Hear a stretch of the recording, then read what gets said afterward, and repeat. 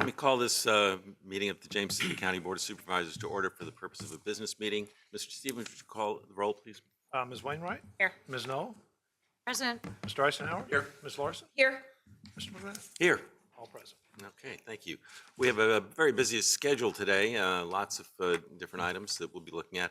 But we'll start with a couple of proclamations, and so I'll go down to the podium. And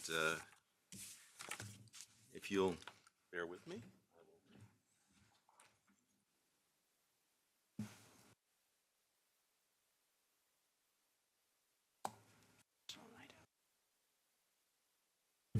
So I'll ask the chief, come on down. Whereas the National Association of Town Watch, NATW, is sponsoring a unique nationwide crime, drug, and violence prevention program on August 4th, 2026, entitled National Night Out, whereas the 43rd Annual National Night Out provides a unique opportunity for James City County to join forces with thousands of other communities across the country in promoting cooperative police community crime prevention.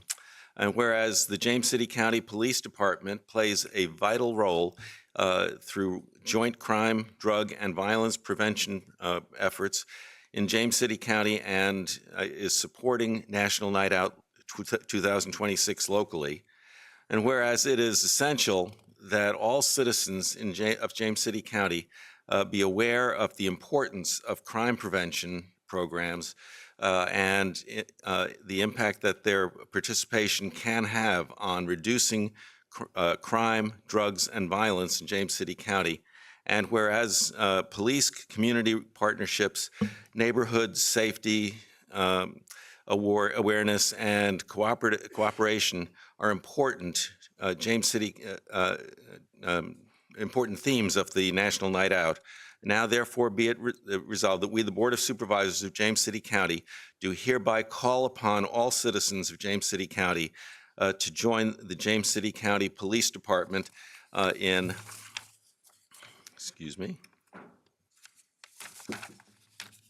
supporting the 43rd Annual National Night Out, August 4th, 2026. Further, let it be resolved that we, the Board of Supervisors, do hereby proclaim Tuesday, August 4th, 2026 as National Night Out in James City County. In witness whereof, I hereby set my hand and cause the seal of the County of James City, Virginia, to be affixed this 28th day of July, 2026. Chief, would you like to say a few words about National Night Out and its significance? Thank you, Mr. Chairman and members of the board. We're looking forward to meeting you all on August 4th. We'll be traveling through the county at various locations. You can see that posted on our social media pages. National Night Out is a time for communities to come together to get to know each other in an effort to help us prevent crime. As you know, we can't do this on our own. It takes a community effort. So we look forward to meeting with you and talking to you and get to know you more. There's also at James River Elementary School going to be a dunk tank that I may or may not have signed up to be in. So if any of you all would like to come out and throw a baseball or softball at that to try to dunk me, you're more than welcome. But thank you, Mr. Chairman. Thank you very much, Chief. And I think I actually promised that I would come out and do that dunk tank as well. So I suspect I've got a lot more folks who are ready to throw something at me. And I'll give you your resolution right here so that you can put it in a place of honor until August 5th. Thank you. And I'd ask Sarah Rush to come up and join me as well. We're very fortunate to have a professional of the caliber of Sarah Rush, who works in emergency preparedness, and at this time of year especially, it's important for us as we think about the potential for hurricanes and other storms that can have a devastating impact on communities. So this is a proclamation for national. That's National Night Out. That's not the right one. This is the one. Okay. This proclamation is for National Emergency Management Awareness Month, August 2026. Whereas emergencies and disasters occur unexpectedly, posing significant threats to life, property, and the environment. And whereas local emergency managers and emergency managers across all sectors of the community, leaders, state and local governments, and the Federal Emergency Management Agency, FEMA, dedicate countless hours to developing preparedness, response, recovery, and mitigation programs to protect the lives and property of all persons living in the United States and its territories. Whereas emergency managers across the U.S. and U.S. territories are charged with establishing and maintaining the capabilities necessary to effectively direct, coordinate, and support emergency and disaster response and recovery efforts, whereas the mission areas of prevention, protecting, mitigation, response, and recovery align with the core capabilities identified in the National Preparedness Goal, and whereas the emergency managers serve the nation by responding to countless emergencies and disasters each year, demonstrating commitment, compassion, and professionalism in protecting the public. And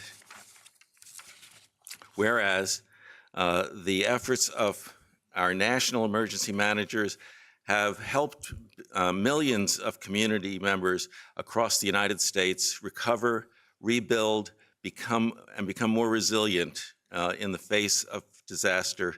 Now, therefore, be it resolved that I, as the chairman of the Board of Supervisors of James City County, Virginia, do hereby recognize the month of August as National Emergency Management Awareness Month in conjunction with the National Preparedness Month in September. In witness whereof, I hereby set my hand and cause the seal of the County of James City, Virginia, to be affixed on this 28th day of July 2026. You know, one of the things that we love to know about our staff is that they are prepared to address any kind of concern that we might encounter, especially something like a hurricane or a natural disaster of that kind. But in Sarah's case, we know that she's thoroughly prepared, and we hope we don't have to call on her services directly in many instances. But Sarah, would you like to just say a few words about your role? Well, thank you so much for this proclamation. This is the second year that we have done it in James City County, and the second year nationally that we have had an Emergency Management Awareness Month. Often police and fire and 911 have their weeks or their months, and this was something that emergency management professionals just recently started doing in order to promote emergency preparedness and emergency management. So our hope is that, well, this coincides with September, which is National Preparedness Month. This is going into the height of hurricane season. Folks, get your bags together, check your plans, get with your family, understand what you might do if you need to evacuate or shelter in place. And we hope that we don't need to use any of that. My favorite part of my job is actually all the plans, and I hope that I never have to use them. So I just wanted to say thank you for recognizing emergency management, and thank you for having a full-time emergency management position in the county. Not every jurisdiction is lucky enough to have someone that, or have a position that gets to concentrate just on emergency management. So thank you. Thank you very much, Sarah. I'll give you a proclamation right here. You can show that to all your fellow professionals around the country. With the rest of the board, sure.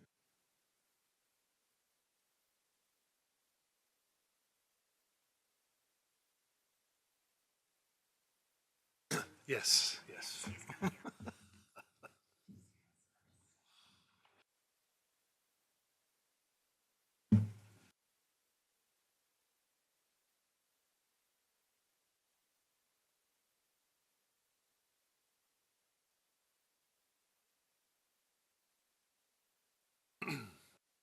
Chief.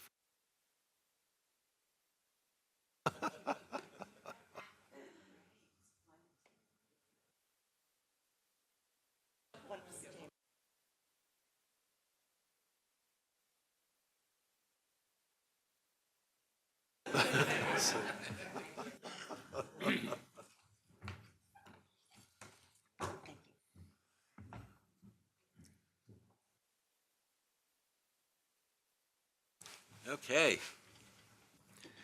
Now we move on to another favorite part of our agenda, which is our quarterly update from the Virginia Department of Transportation. Brian Gentry is our resident administrator now, so call him forward. Thank you. Good afternoon. Thank you for having me. afternoon. Again, my name is Brian Gentry. For those in attendance, I'm the residency administrator for VDOT's Williamsburg residency. I am pleased to be here today to deliver the quarterly report for our VDOT forces here in James City County. I'll get started with our service request system and what we've gone through since April 1st and through the June 30th date. So state forces from Croker and Williamsburg area headquarters completed 675 of the 781 work orders received and an 86% completion rate.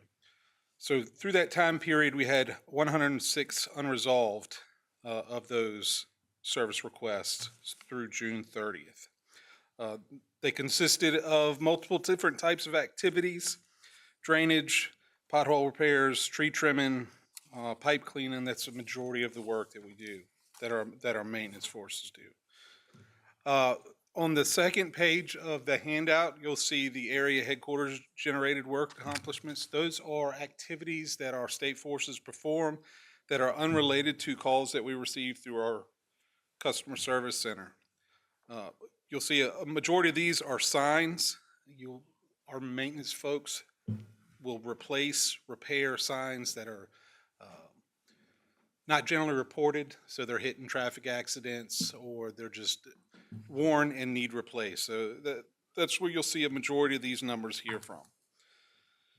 So during fiscal year 26, from July 1st of 2025 through June 30th of 2026, our state forces from both the Croker and Williamsburg area headquarters have responded to a total of 2,653 service requests in James City County. A total of 2,414, so 94% of those service requests were completed as resolved. For some additional perspective, each of my area headquarters team consists of 14 members, so 28 total between the two locations. And that equivalates to approximately 94 service requests per individual on each team. A little additional perspective, both of those area headquarters also service James City County, or York County, with similar service levels. Moving into our mowing update, we've proceeded through multiple cycles at this point. The current primary route mow cycle is in progress now. The full cycle of primary and secondary mowing will begin in August. Paving operations, the current status for Route 5, of course, is complete.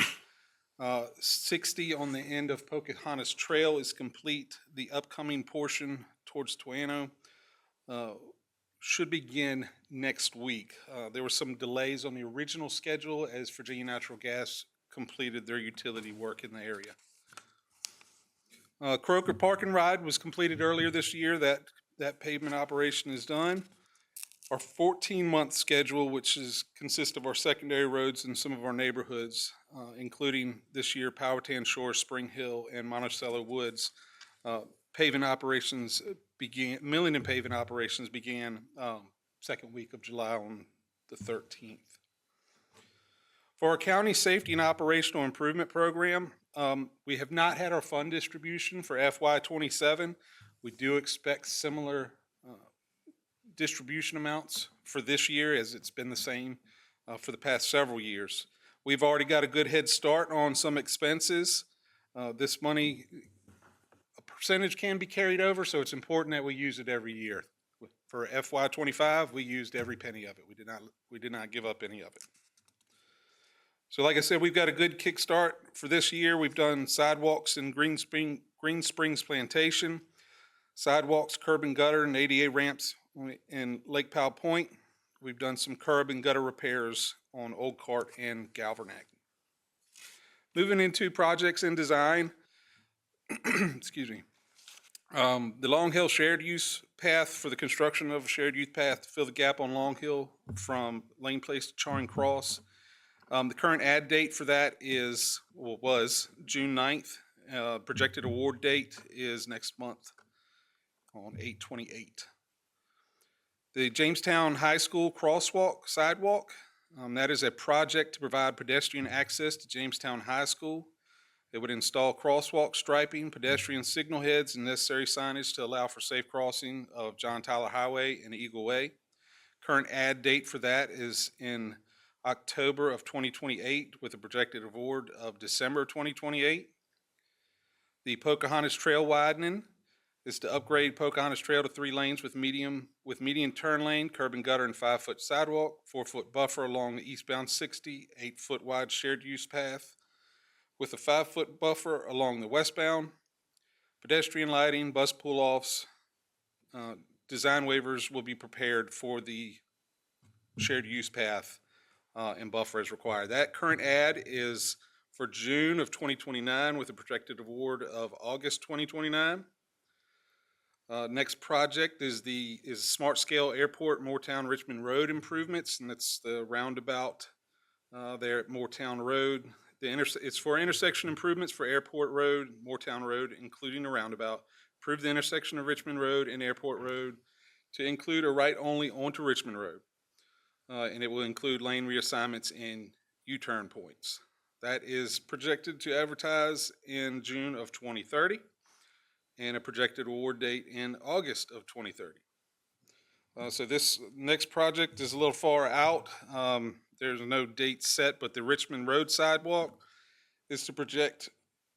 The project will provide the first segment of a 5-foot sidewalk along Richmond Road within the existing gap between Bush Springs, excuse me, and Richmond Road and 7607 Richmond Road. Entire sidewalk gap extends to Oakland Drive and will increase the walkability along Richmond Road from Toano to Norge. Current add date is August of 2031. There is no current projected award date because it's just too far out. Next one is Matoka Elementary School sidewalk, and that is a TAP application, Transportation Alternative Program application. The project will construct approximately 3,800 feet of sidewalk along Brickbat Road to connect existing sidewalk at Matoka Elementary School to 2 existing sidewalks along Centerville Road. Project will also construct a pedestrian crossing and ADA compliant curb ramps at the intersection of Brickbat Road and Centerville Road. That current ad is November of 2029, but there is no currently set project award date. And finally, the Jamestown Road and Green Springs Road intersection improvements. That's rev share application. That project provides intersection improvements to replace the curve on Green Springs Road as vehicles travel towards Jamestown Road. By creating a new intersection, this would better align Jamestown Road with Green Springs Road. There are currently no dates set. Couple projects pending. You should all be familiar with this one. I believe I spoke about it last Board of Supervisors meeting. Both of these these projects are the Route 30 and Schoolhouse Lane and Route 5 in Centerville. And this is to install permanent island signage, paint markings to prohibit left turns at the intersections. According to the district, just got yesterday, those are anticipated to be advertised within the next 30 to 45 days. Another follow-up on Pinedale Road cross pipe replacement. That is to replace the existing failing pipes with one 60-inch pipe. We had it funded last year. That funding got withdrawn for our snow overruns. We had to pay down the deficit. I have requested that funding for this year, but it has not been secured as of yet. So our state forces will continue to maintain and make sure that we don't have any washouts or sinkholes, and if they do arise, that we repair them until the permanent fixture is in place. Projects awarded, under construction, and recently completed. So our HITS contract, through the second term of the contract, we are 25 of 25 HITS that have been identified have been repaired. Now those continuously come in. It is nonstop. So we get them repaired. It is not abnormal to get at least 1 or 2 a week. Croker Road widening project, and I expect there'll be more discussion on this one Thursday night, so I've tried to get as much info as I can. And I'll push all the way up to the last minute to see if I can get most up-to-date info. Fixed completion for that remains November 18th, 2027. Current progress update, they are currently correcting environmental issues throughout the project due to some of the heavy rain that's happened recently. Second, they're currently regrading some of the abutment slopes. Upcoming activities, they're going to be installing fill. They're going to be working on the Rose Lane relocation, and they're going to be performing the pavement tie-ins at the Station of Norge Apartments and the Croker Road and Rose Lane intersection. Got a typo on this one. This next one, that is not the Croker Road widening project. That is actually the Jolly Pond Road signal. That is installed and operational, and that was done early. I think the original schedule was for November, so they were able to get it lined up, installed, and operational early. Gap C design build project.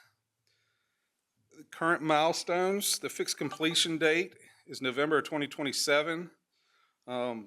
They did complete the Lightfoot park and ride early. That was completed last December.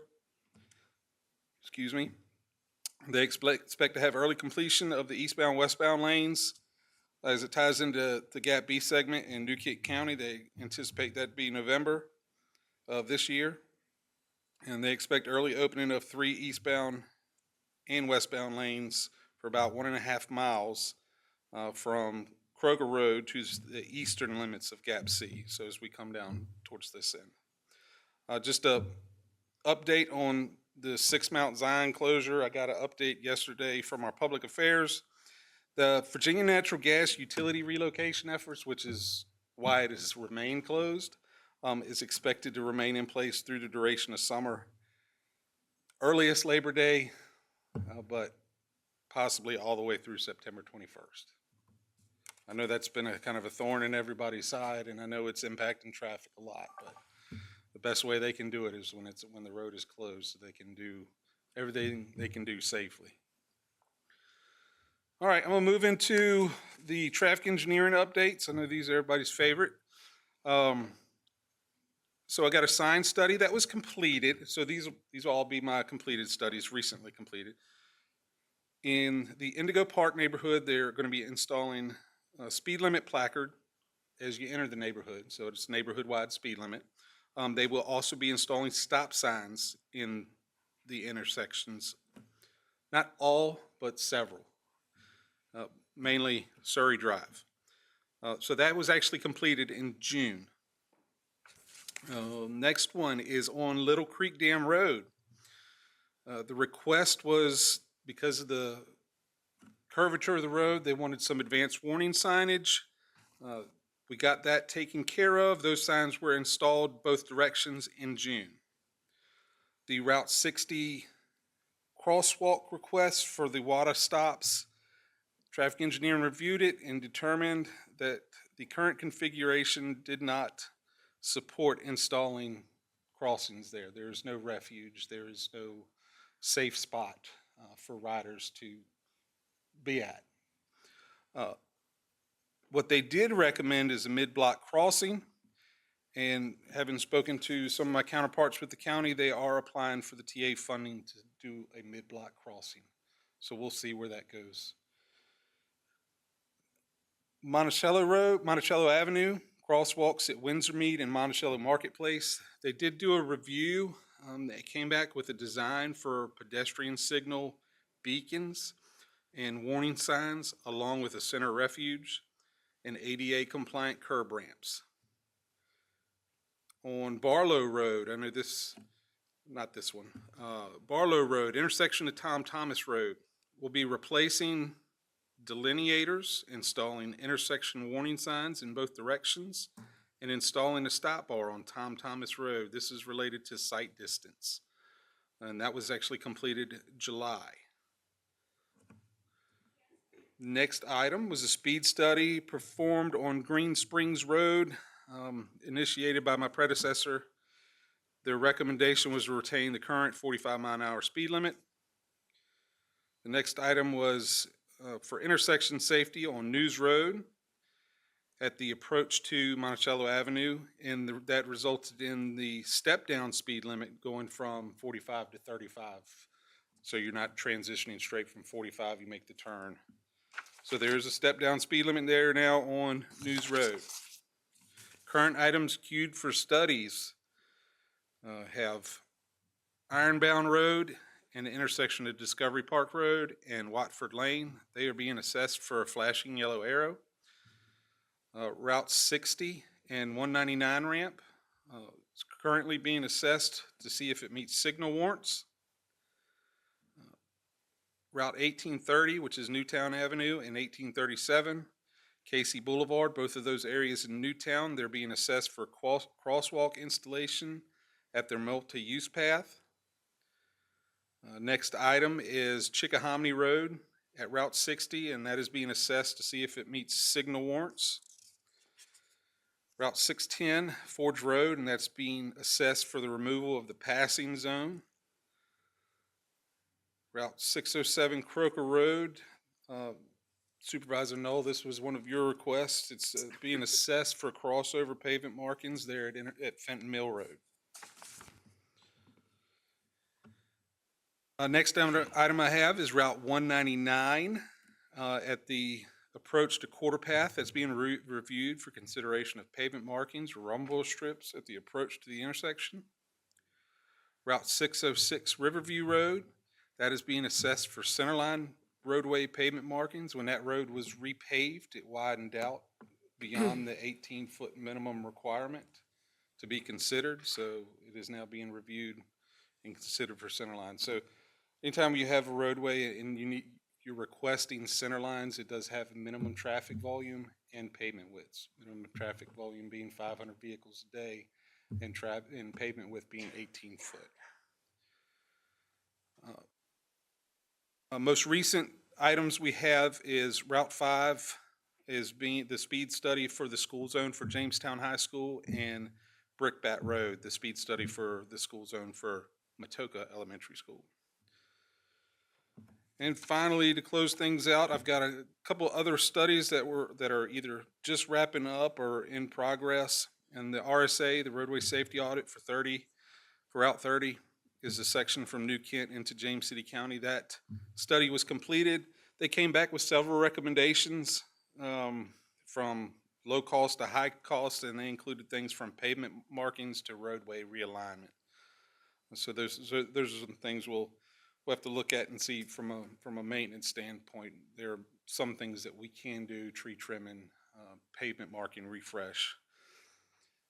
Next item is the project pipeline study for Centerville and Richmond Road, and that's analyzing the operational safety issues for Centerville Road and Route 60.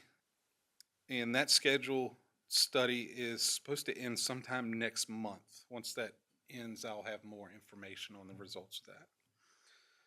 And 199 through John Tyler, Jamestown, and Brookwood. That is our choke point there. I don't have any new information. I can tell you it is still being looked at. That project has not gone away. It has not died, but there's still some work on the process, because Williams City's got to be involved. This involves more than VDOT or the county. We've got the city of Williamsburg involved in this one as well. And then we've got the Surrey Crossing study. The General Assembly has VDOT doing a study about a potential crossing of the James River from James City County or Charles City into Surrey County.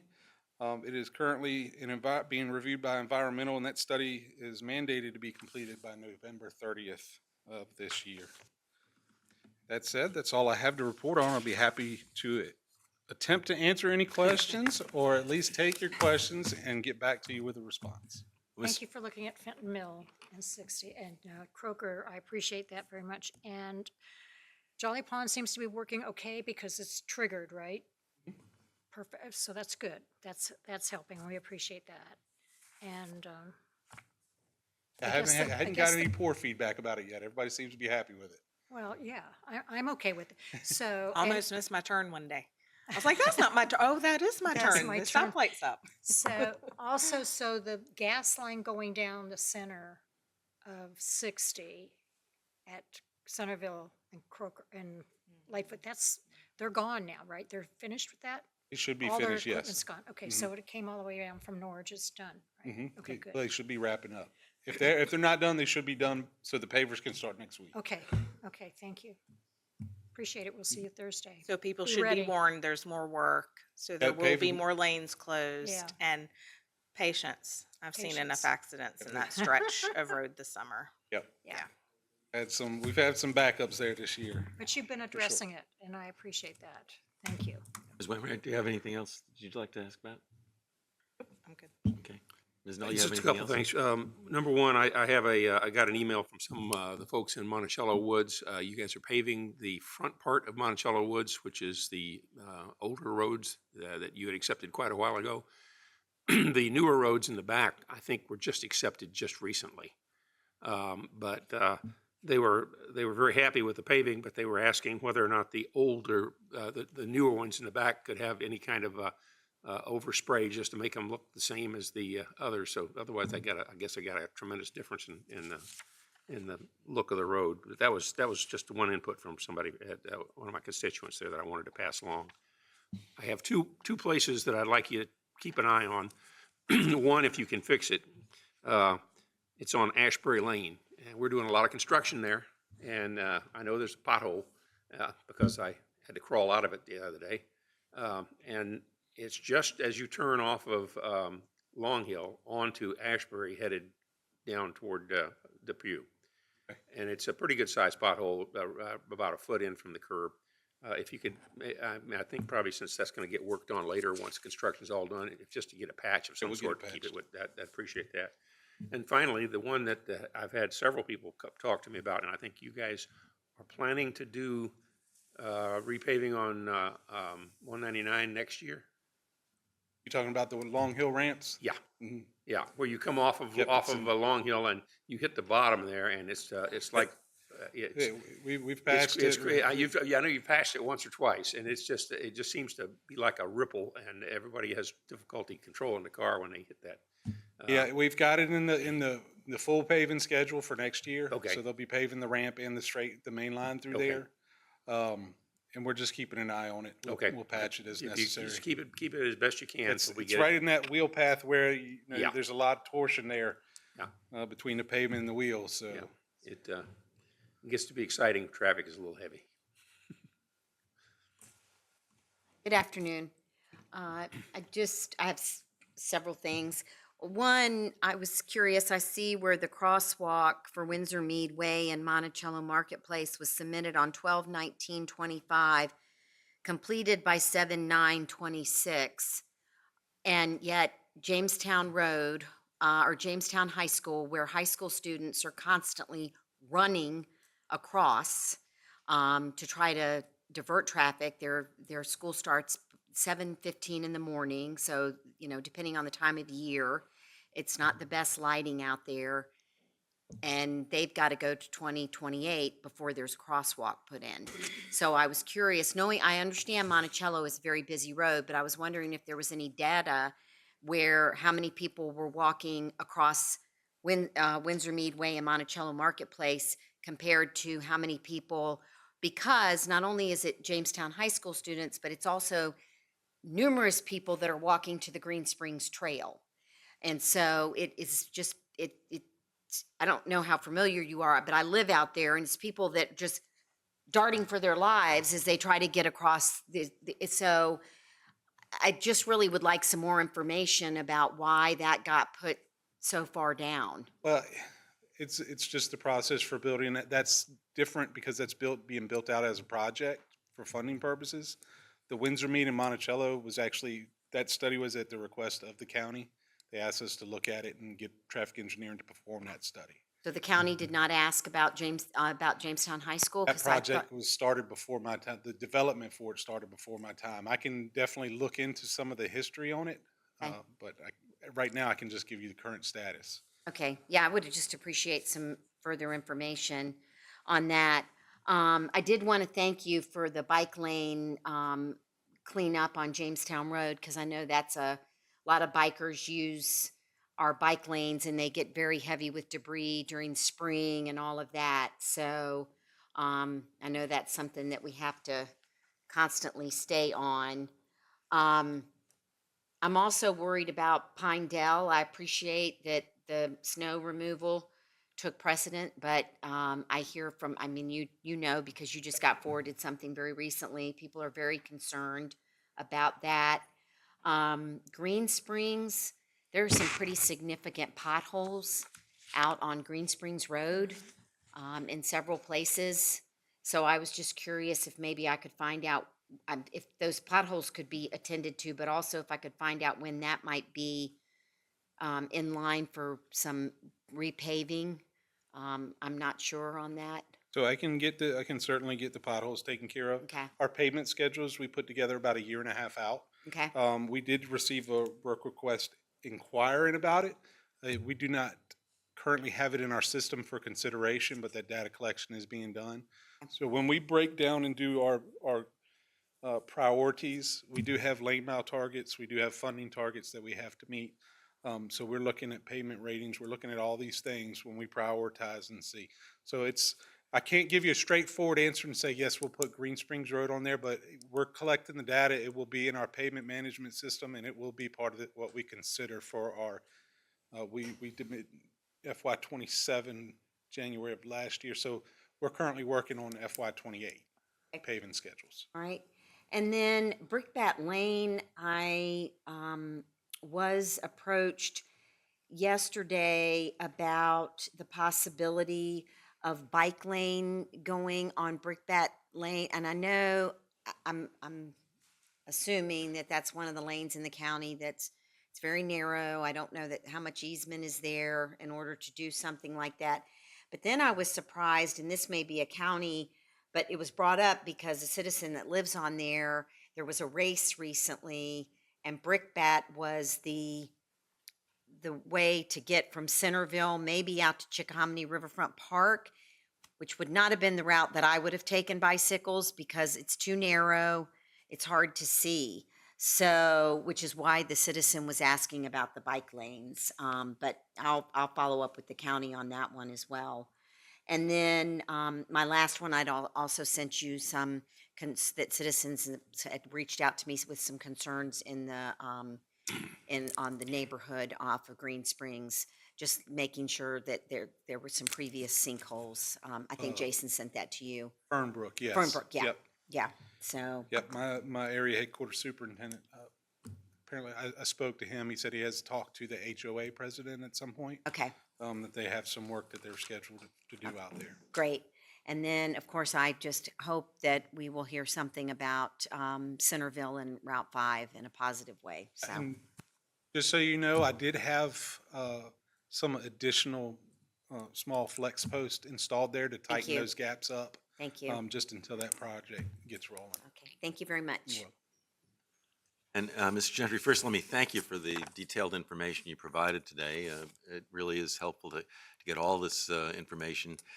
Just ask maybe if we could get it a day or two earlier, would be helpful, so we might be able to focus a little bit more on some questions we Tell have. me when you want it and I'll have it for you. Great, thank you, and thank you very much for. I know we had a little miscommunication about the dirt that was on the entrance to Skiffs Creek Terrace, but I understand that's been taken care of now. So they were out there sweeping this morning. I got some pictures this afternoon. Great. And as they're taking pictures, here comes a truck rolling, kicking debris all out. Of course, naturally. So it is one of those things. It's like chasing your Yeah, tail. I know. It'll sweep it and it'll be back. Yeah, So I know it's a yeah, it's never-ending just one challenge. of those things we have to watch. Yeah, there's. I wonder if we could get some investigation of whether coming from the Williamsburg winery area, the vineyards on Lake Powell Road toward Brookwood, that where it narrows down right around Rolling Woods Drive. The speed limit signage is great. Thank you for the work that VDOT did in putting up some additional signage to remind people to slow down there. But coming from the upper end of Lake Powell there, it could really use a reminder that the speed limit is dropping beyond, just another warning sign there. We had that terrible accident a couple of years ago, and it's always a place where, there are challenges because the road really can't accommodate some of the speeds that folks are traveling there. And thanks for all the information on things that are happening in Pocahontas, along Pocahontas Trail. I did want to just suggest that and I know you're conscious of this, but just kind of to underscore the idea that some of our older subdivisions, which really don't meet the kind of classic suburban subdivision descriptions that we have nowadays, really have not had a lot of attention focused on them in recent years. I'm thinking places like Magruder Heights and James Terrace, and it would. I certainly hope we'll be able to get a chance to look there. I think you actually maybe had done some work not too long ago, a little farther down toward Moses Lane and Orange as you come off of 199 on 143. So I appreciate that government road area. And I think beyond that, again, just I do appreciate the effort that you've put in, and I know that we're a pretty demanding area in terms of wanting to get a lot done, and I know that you've got some constraints, but it's important to us that we have a great working relationship, and I appreciate the attention you've been showing as you start your new position here. Absolutely. If it's important to y'all, it's important to me. Great. That's my role. Just to clarify though, on Lake Powell Road, Yes. You requested reduce speed limit signage, or you asking me to look at reducing the current speed? The speed limit has been reduced. No, I'd like just to sort of give another warning, because there's a lot of tree cover there, and the road winds a bit, so it's sometimes hard for people to, focus on the idea that they really need to slow down as they go through that section. Just want to make sure I got it right. Great, thank you. Anything else for Mr. Gentry? Okay, thanks so much. You're welcome. I'll see y'all Thursday evening. Sir. Yeah. Okay, now I'm going to turn it over to Mr. Stevens, who's going to put on his other hat as the chairman of the HRTFA to introduce our next topic. Thank you, Mr. Chair, members of the board. It's my pleasure to introduce our presentation on a potential live performance venue. In addition to being your county administrator, I'm also chair of the Historic Triangle Recreational Facilities Authority, or HTRFA. In 2023, the city of Williamsburg asked the HTRFA to study what a live performance venue for our community might look like and what the facility would cost. Today, we're here to talk about the history of the project, the need, desire for such a facility in our communities, and to provide a recommendation on what we believe would best fit this need. It is not a recommendation to proceed or not proceed. It's just if you were to build one, this is what we believe would fit the need. We spent about 18 months researching facilities, talking with performance venue designers, and creating a 35% design that provides a significant level of detail and a realistic cost estimate. Our presentation includes operating expenses and revenue projections, but it does not include a recommendation on how to fund the construction of the facility. Our intent today is to inform our communities on what could be built and begin a public discussion around this project. The HTRFA board heard a similar presentation at their July meeting, and we are scheduled to present this to the Williamsburg City Council in August and the York County Board of Supervisors in September.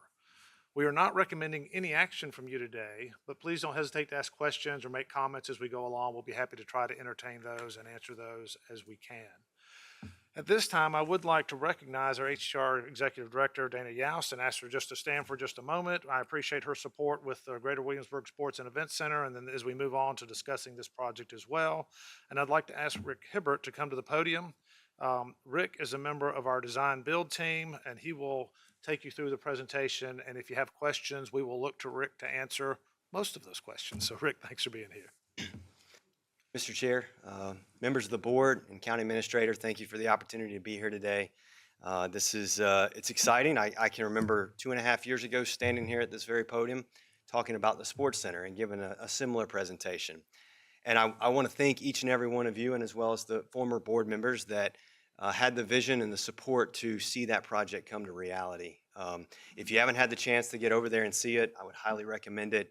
I had the privilege last week of watching my kids do basketball camp and play at the Adventure Gym, and it was really a full circle moment for me. I'm a resident of James City County. I live in Stonehouse, and so I look forward to the future of utilizing that facility and the benefits that can come from that. But today, we're going to talk about another exciting milestone, and that milestone is about the live performance venue. As Mr. Stevens mentioned, there's been a lot of work and effort that's gone into this, and there's a history about this project as well. I'm going to try to make sure I push the right button here. All right. So before we talk about where we're at, I do want to talk about how we got here, and I think it's relevant to the conversation. There's a lot going on this timeline, but the points I want to make is that from 1960s, the 70s, and the 80s, there has been a strong desire for a live performance venue in the Williamsburg region. These groups that have been a voice of this process date back to the 60s and 70s with the formation of Virginia Regional Ballet, the Williamsburg Symphony Orchestra, and many other groups.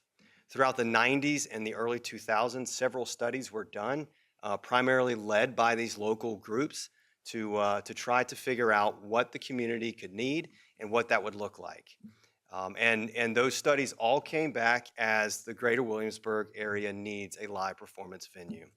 And so as we move forward, the advocates for a live performance venue, which is a group that has been around in different names and different forms since 1996, but that is now what they are officially called, are represented by many of the groups listed here, as well as other groups that are not listed.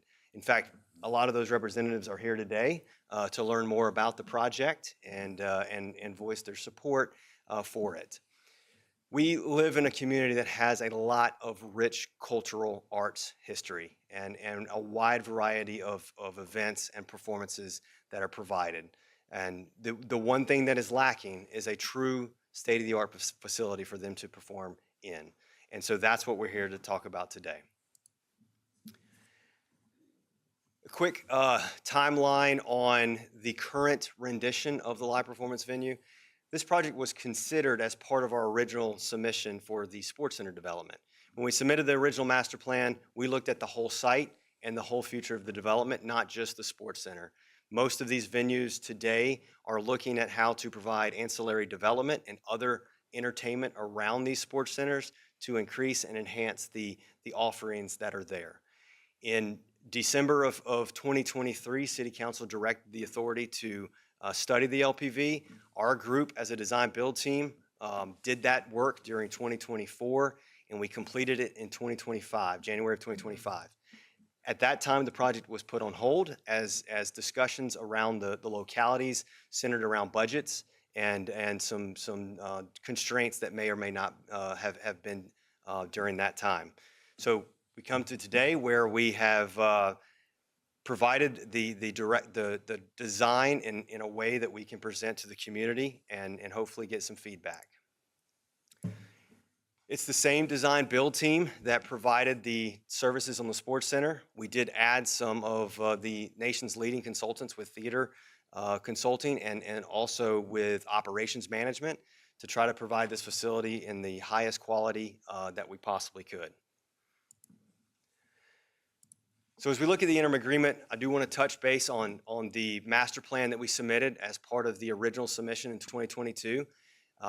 It's a little hard to read on this, but you can see the Sports Center in its original location. It ended up moving south a little bit of this, but in the center of that is a music venue. So we saw as part of the master development an opportunity to create something that would complement the Sports Center and provide other offerings for the community as well as visitors.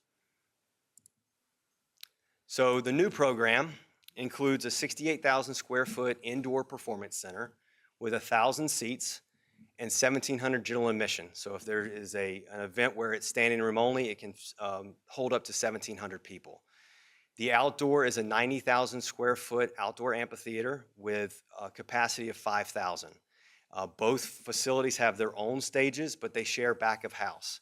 We were given a challenge by the design committee to design a facility that would have indoor and outdoor capabilities, and the indoor space could host amplified and unamplified performances. And that was a big challenge. I've toured dozens of these across the country to research. I have never seen to date something like what we've designed here.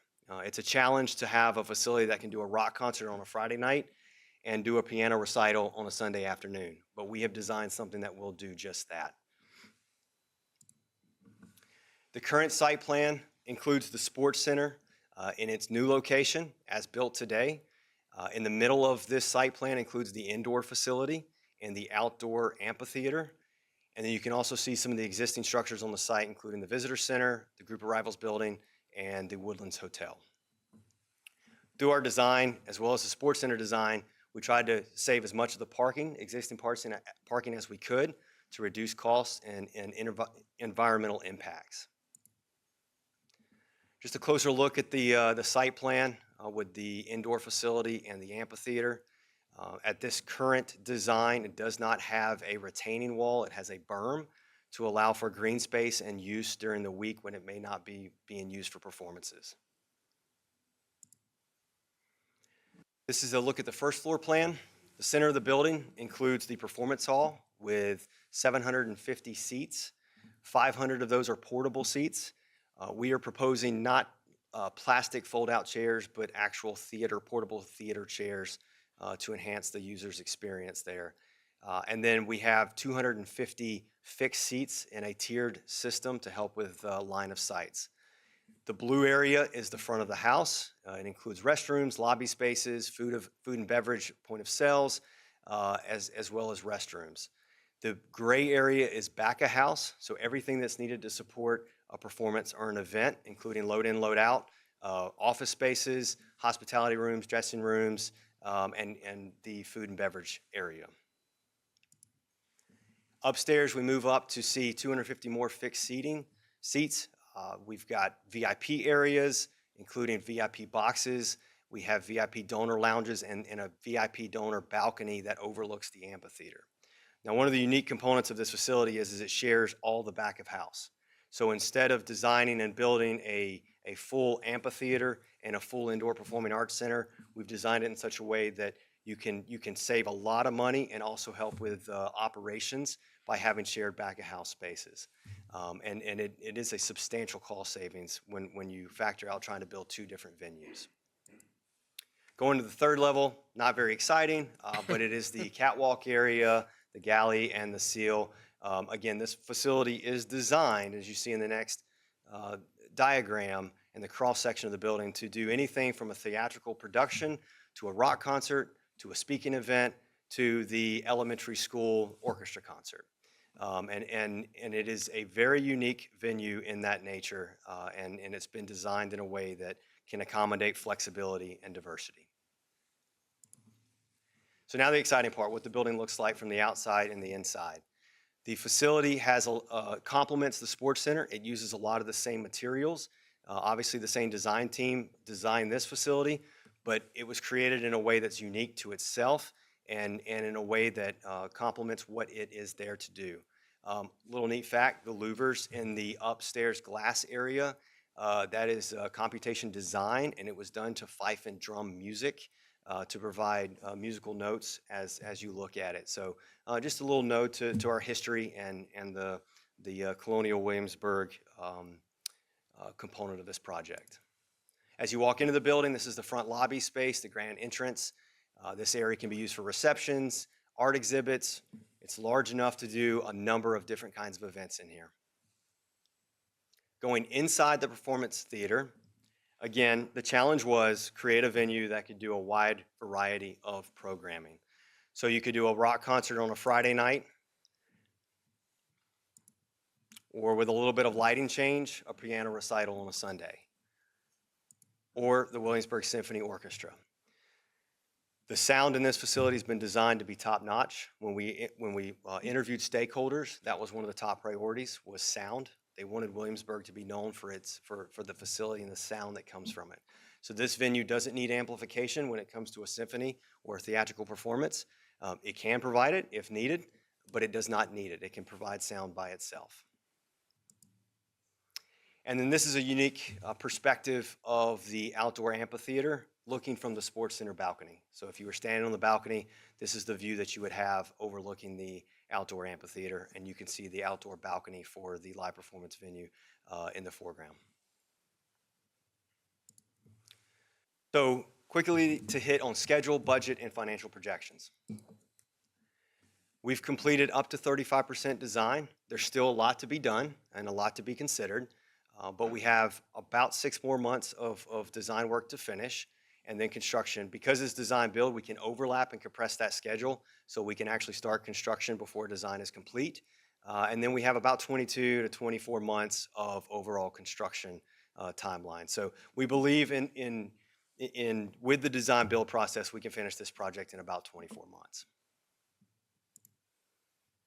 Total budget, we're looking at just over $83 million. That includes the entire facility, the interim agreement fees that have already been paid. So that money could in theory be pulled out of the 83, but we just wanted to give a totality of the numbers. And then the theater equipment and the food and beverage equipment. A lot of times the owner will supply this. These are two very important and critical parts of this facility. So our design build team has provided projections and numbers on cost estimates for those equipments. Okay, so our design was not just based on our thoughts or even our experiences. It was based on projections and data. The Advocates for a Live Performance group actually contracted with Victus Advisors, who did much of the work with the Sports Center, to analyze the market demand, the financial feasibility, and the economic impact analysis for a live performing arts and entertainment venue. And those metrics came back and showed that the building itself could support 83 total events and 140,000 annual attendees. This was primarily geared toward local use with a little bit of regional use because, of course, the Advocates for a Live Performance group are made up of primarily local organizations. Looking at hotel room nights, it projects to produce about 8,000 new room nights. These are new to the community, and about $17 million in total economic output. They also looked at tax revenue generation. I do need to make a clarification here. 2 weeks ago when we presented to the authority, we had some older numbers that we have then updated on this that was done in the early spring of 2025. So these are the current updated numbers. They're a little bit more conservative in their tax revenue projections, but you can see here the city of Williamsburg is just under 104,000. James City County is 173, and York County is 172. I will also say these are 2024 numbers. They do not include the new taxes, whether it's the mills tax increase in the city or emissions tax. So we are working with Victus to provide us a proposal to update those numbers. And then from an operating pro forma, Victus projects that this facility will operate in the black, primarily due to the commercial nature of the facility, both indoor and outdoor. And so that's exciting to see that the consultants are projecting that this will operate without loss or subsidies for operations. So Visit Williamsburg wanted to further this study. So last year, they contracted with Victus to look at multi-day opportunities. And what they saw in their research was that the music and live performance industry has changed since COVID.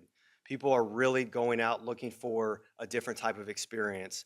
No longer are they going to a concert and driving home after.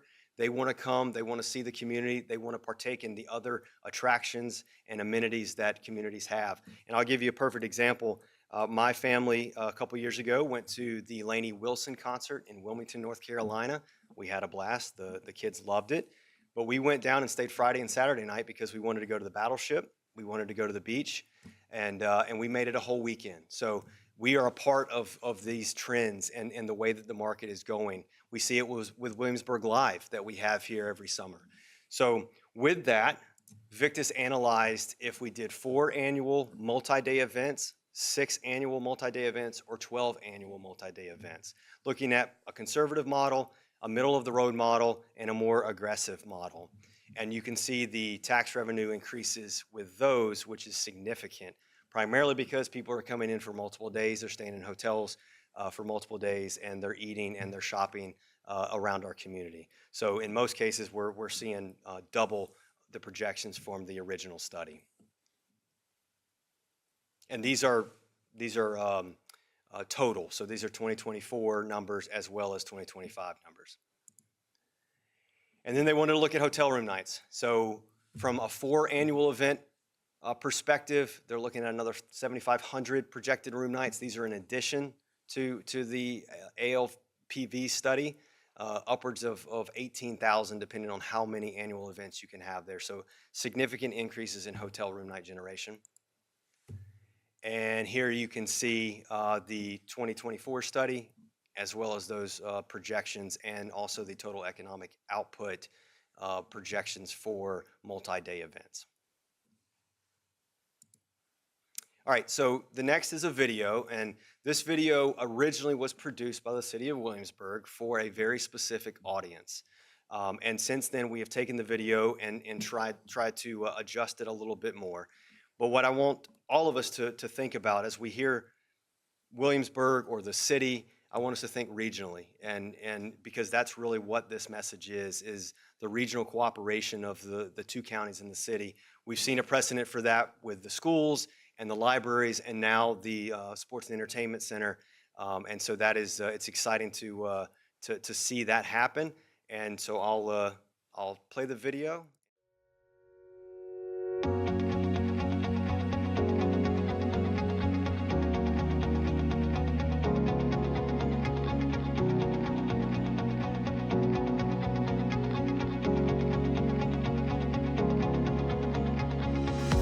Williamsburg boasts a vibrant cultural landscape that rivals big cities.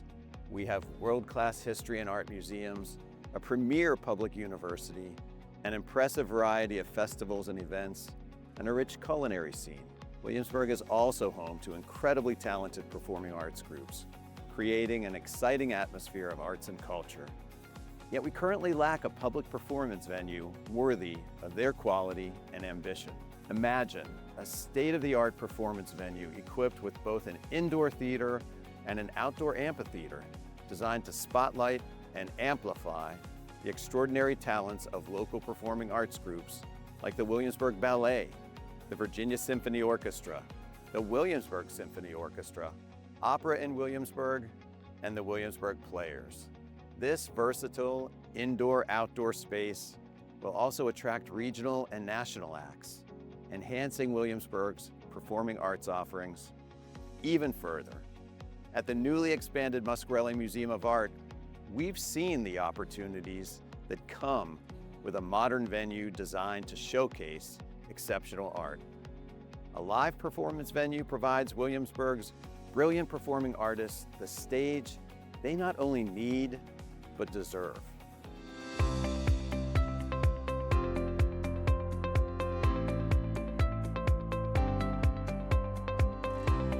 Williamsburg has a lot to offer. We're known for our history, we're known for being a cozy town with a lot of good people and great vibes. But there's also an incredible, thriving arts and culture community to this city that when people get in and they discover it, they're hooked for life. It's a thing. There are incredible venues already existing throughout the city of Williamsburg, but this new proposal brings something different to the table. And as an event producer in town, it's very exciting to be able to have more spaces in which to create programming that drives and builds on this arts and culture community for people of all ages and all backgrounds.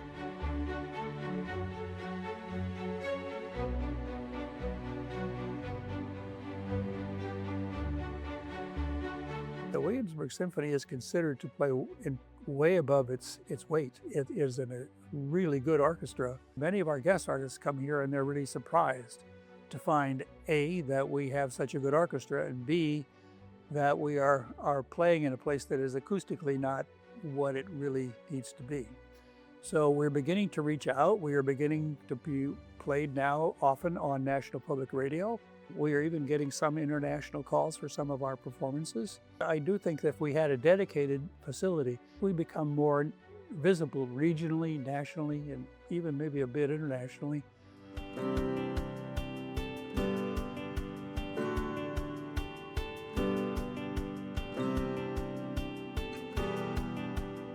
Over the past 28 years, the Virginia Arts Festival has presented a wide variety of entertainment here in Williamsburg. 10 years ago, in 2016, we came upon the DeWitt Wallace Museum lawn and the formation of our signature event, Williamsburg Live. As you can see, there is absolutely no infrastructure, so we have to bring in all of the sound, lighting, staging, seating, tents for the covered seating.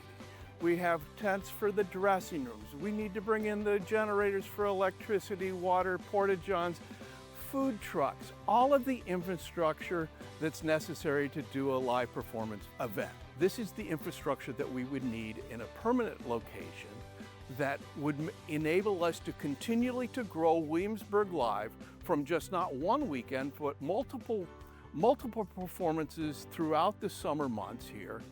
And then the hybrid venue, which would have an indoor performance arts venue attached to the outdoor amphitheater, would enable both venues to program year-round and bring more events to the city and grow the market.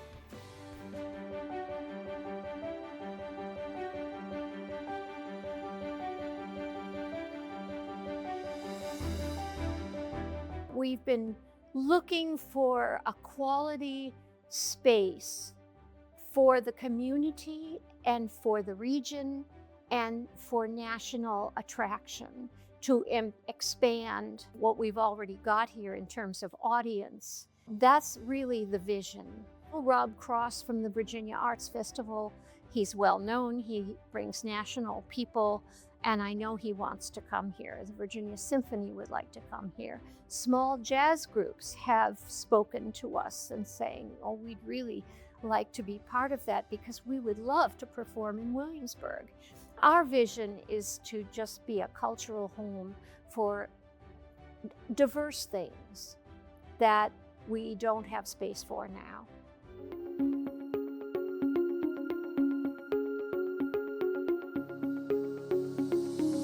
The Virginia Regional Ballet uses several of our theaters, depending on our performance. We, of course, have been doing the Nutcracker for 40 years now. We've moved our Nutcracker to the Ferguson Center in Newport News, where we can have a large audience and an orchestra. The limitations of the current spaces are, one, the orchestra pit, and two, the main thing is the number of audience members seats that are in the theater. It is hard to make a profit with the low number of seats and trying to keep it economically friendly to our patrons. I think having a beautiful live performing arts venue that has an orchestra pit and has a fly rail and can seat 1,000 people in a beautiful lobby just will elevate the whole experience. When you go to see a performance like the Nutcracker, it's not just coming to see a show, it's getting dressed up, it's making plans, it's going to dinner or lunch afterwards, and then having a little cocktail after the performance. And it's a thing where people, families bond and create memories when they're going to the theater.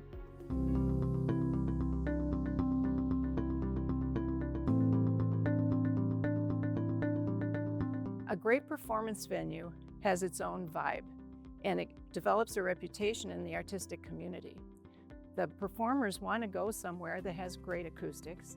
They want to go somewhere that recordings can be made and enjoyed. When we think about a new performance venue here, we also think about a multi-use performance venue. And it would be a groundbreaking type of place. People would leave after a wonderful experience, but they would also say, wow, that place was gorgeous. It had cachet, it had great sound, it had great concessions, the parking was wonderful, and guess what? It was in Williamsburg.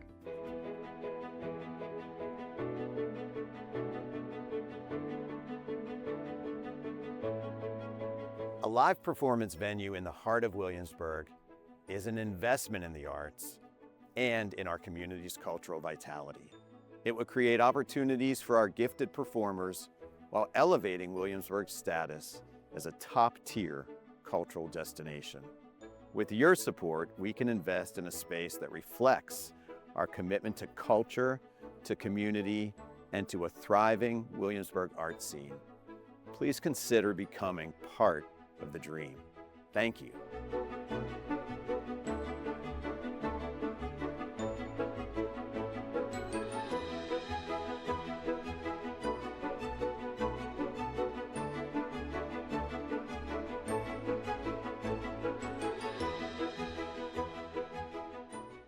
Just in closing, I'd like to say that this project's more about, it's more than constructing another venue. It's about completing a vision that has been pursued for decades. It's about creating opportunities for our local arts community. It's about attracting new visitors, generating economic activity, supporting local businesses, and enhancing the quality of life for residents. Most importantly, it's about investing in an asset that future generations will enjoy and benefit for decades to come. We believe this venue has the potential to become one of the defining cultural and entertainment destinations in Virginia, and we look forward to working with you to make that vision a reality. So thank you, and I'll take any questions that you might have. Thank you very much. Any questions? I don't think I have any questions per se. I actually did have one question. Do you see this talks about building it all at the same time? Do you see any benefit to building one and then building, say you build the indoor first and then build the outdoor secondly? Or do you think in order to get the full, it needs to be all at one time? To get the full cost savings, yes, because every year it goes by, construction costs go up, as we've seen. But we have analyzed that and we've looked at it. The best way to do it would probably, in this scenario, be the indoor facility first, because you're going to need that back of house space for either venue. And so building the back of house for the amphitheater and then trying to build the indoor facility is going to be pretty challenging. But the indoor facility could be built, and then the outdoor facility could also be built as well, which the amphitheater does cost some money. There's a lot of earthwork that has to be done with that. So that is one way to phase the project for sure. And so are there any, I was talking to my daughter about this, my youngest daughter, that I guess there's been one recently that has been an outdoor that has been facing a lot of noise complaints. We are not, that area is not really, there's no residential there. There is a hotel, but have we done any sound sort of studies there at all, or? Absolutely. So the way that the facility is designed accounts sound, where the sound is being projected to, as well as lighting. So the sunlight setting at the evening is an impact on performers and spectators. So the way we've positioned it's not going towards the historic district. We didn't want to impact that, and it's currently being pointed away from any residential neighborhoods. So we did take that into consideration as we designed the facility. What about, so you've named several arts groups that are very supportive. Typically, there are some benefactors in arts groups. Have there been any benefactors that have been, are you looking at just the 3 localities for the financial support, or will we try to go out and find some private donors that might be interested in supporting an endeavor like this as well? Yeah, and I'll speak on behalf of the knowledge that I have. I Okay. know That might be better for Scott. Yeah, but working with the live performance group that I have, the Advocates for a Live Performance Venue for, over 3 years now, they're very passionate about this, and they are ready and committed to going out and helping to raise money for this, whether that be for capital costs or whether it be for operations and endowment opportunities. I think there's different ways to look at that, and there's track records of other venues doing either capital or endowments for long term. And so they're ready and they're willing. Part of their struggle was not having this. So now there's visuals that can be taken out and shown to benefactors and potential donors. And I know they're itching and ready to go. They're probably back there smiling as I'm saying that. But yes, I do believe that there are opportunities for private donations, and I think people will get behind this. Well, thank you. Thank you for coming today. Thank you for your work on this, and thank you for your work on the Greater Williamsburg Sports and Events Center. It was packed this past weekend for the Home Expo, which really, one day I'll stop choking up when I drive in the parking lot, but I don't know if that'll be anytime soon, so. Yeah, no, absolutely. That's Anyway. awesome. Thank you. Well, I had a couple of questions as well. First, obviously, you projected that this would be able to operate in the black. Was that operational costs and revenue, or does that also include the cost of construction? Not include debt service on the building, just operationally speaking. And so I would assume that, again, given the location, that the city would have to take the lead in terms of addressing this question. Have they indicated a willingness to play that kind of a role? It's maybe not a question for me, just only because, I've had conversations and I think there's definitely interest there. And this is something that the city, really wants to see happen. So we present, as Mr. Stevens said, we presented them on August 10th. So we'll kind of get a feedback from where their perspective is. And I did also just want to kind of get a sense from Mr. Stevens about what stage we're in here, because I do want to underline the fact that we're getting a presentation here today to provide us with information about this venue, and I want to make it clear to the community that a decision has not been made by James City County, and that the process that would be required would involve opportunities for public input, for efforts to ask questions and address the questions that may still be out there about the ability of the facility to sustain itself and so forth. Obviously, the film provides a very beautiful, clear sense. We know that there's a lot of interest in providing a venue, but there's some practical considerations and some concern among citizens that who felt maybe that they wanted to have a fuller view of the process for what I think almost everybody is now finding to be an exceptional facility in the Sports and Event Center, but that they want to make sure that they are part of the process of examining this proposal. And Chairman Graham, you're absolutely right. Our presentation today is really just talking about if you built something, this would be what we think would fit the most of the demand in our community and serve it very well. It is not a recommendation to build it at this time. It is just starting public discussion. The city has really talked about this for a little longer than James City County has, and York County is very similar to us. They have not heard much about it. This is our full presentation to our board, and our intent was to visit each locality, make this presentation, provide the information, and see what the community response is. And I think that would dictate where we go. There isn't a timeline on making a decision. I think it is something we put out there and have some public discussion around it, and then see where it ends up in 3, 6, 9, 12 months from now. Any other questions or comments?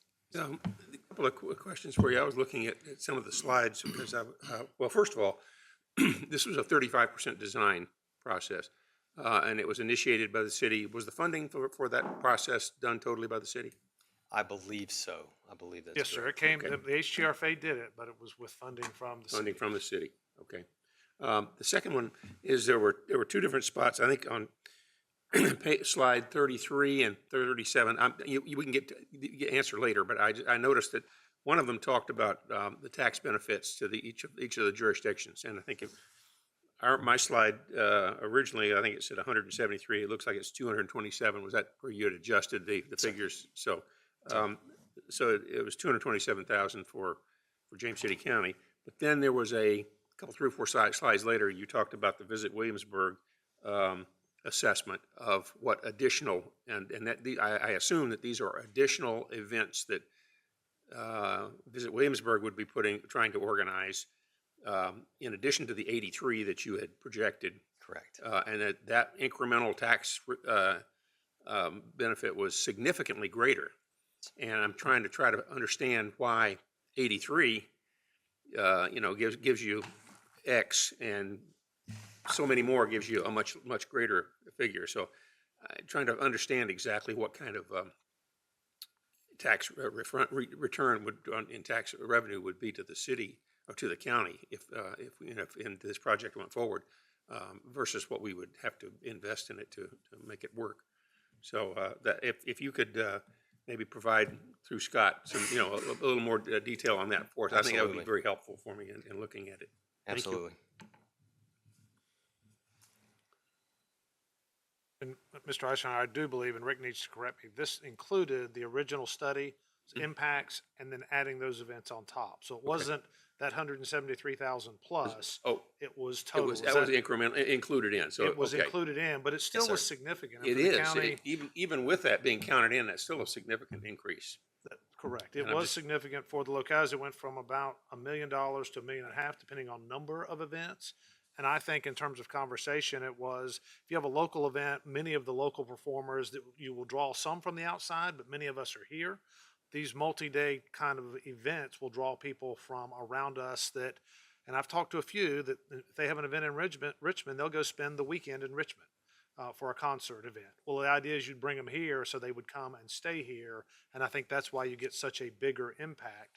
The other piece relative to the sports center, and I've really struggled some with that revenue projection over expenses, is the sports center is open every day for a number of hours, whether there are people there or not. These facilities, when you open them, it's because you have an event and something's paying revenue. So you don't have their operating costs, I believe, don't run the same as the sports center being open really all day long, whether anybody's there or not. They're only open when you have a venue and an event going on there. So we can get you more detail than that, but that second chart you alluded to, it is in the presentation. We can print it a little bigger and sort of let you have some time to think through that. Again, they do not include debt service. So it's not anything related to building of the facility, but operationally it appears that it would do very well. Any other questions? Comments? Thank you very much. Thank you. Thank you.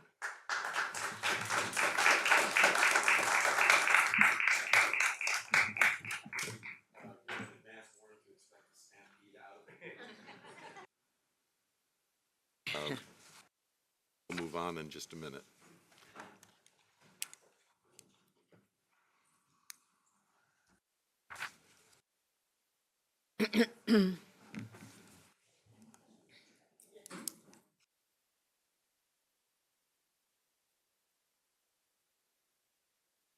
We are getting to the consent calendar. We have 18 exciting items here. You might want to stick around.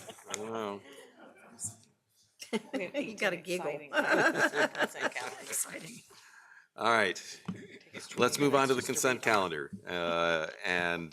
Consent calendars consists of items that are thought not to be controversial. If any member wishes to pull any item for further discussion, we can do that. But otherwise, we will vote on the consent calendar en bloc. Okay, so we begin with acceptance of funds, $2,165 Virginia forfeited assets sharing program. And second is authorization to purchase 10 police car vehicles for $456,101. Third item is authorization of salary increase. Number 4 is authorizing submission of a federal home loan bank affordable housing program grant application. We have a contract award of $948,853 for the Moores Phase 1 site preparation. Number 6 is contract renewal, $872,975 and 82 cents for Microsoft Enterprise Software Agreement. You'd think they'd round it up or down. Contract renewal for $270,157.50 for Eagle View for oblique aerial imagery. Number 8 is dedication of Hitchens Lane in the Walnut Grove subdivision. Number 9 is dedication of the streets in the Michelle Point subdivision.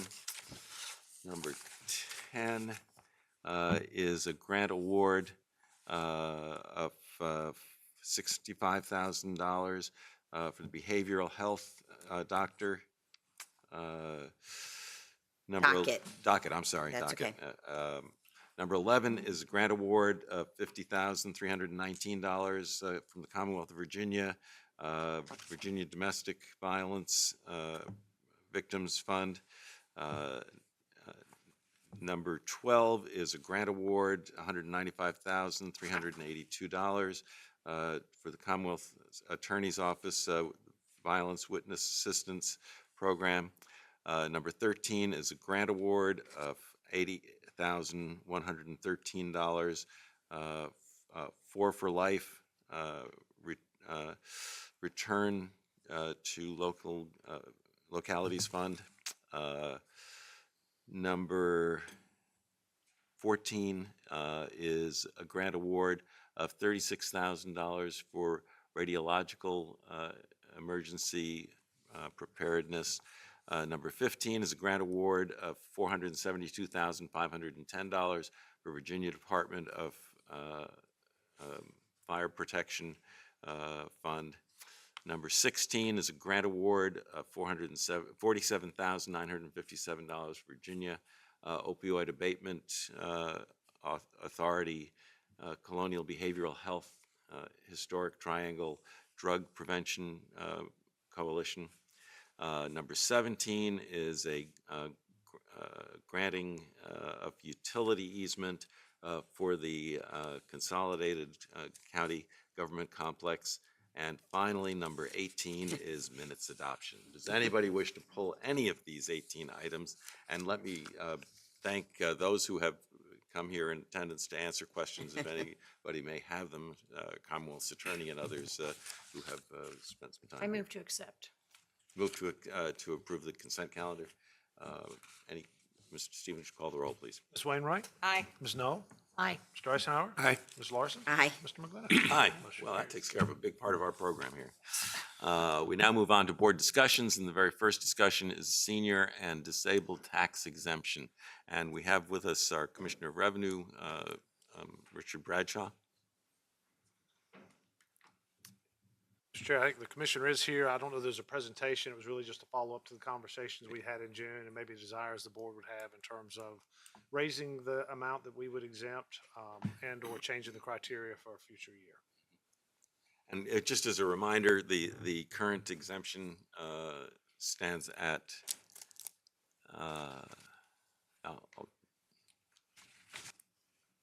the current exemption amount is the first $150,000 of value on the home. thank you, Ms. Can you give us an indication of how much we are abating by this program? I believe that was in the presentation that we did last time. I'll be honest with you, I do not have that number right off the top of my head. I think you mentioned about a half a million. Somewhere around that. Really what we want to talk about today is question, first of all, of whether we want to raise that amount of the home that would be exempt from the taxation. And then secondly, if we want to provide some indication to Mr. Bradshaw of whether we want to take any other action in terms of changing the income level of qualification. We can do the former immediately, I understand, but the latter, we would certainly want to make clear that for the next year. At this point, it is too late to make an adjustment to the qualifications for the current cycle, because those applications are already in. We can obviously make an adjustment to the value of the of the exemption, because those have not been applied yet. Right. But as far as the qualifications, it is a little late for doing that for this cycle. However, this is the ideal time to do it for the next cycle.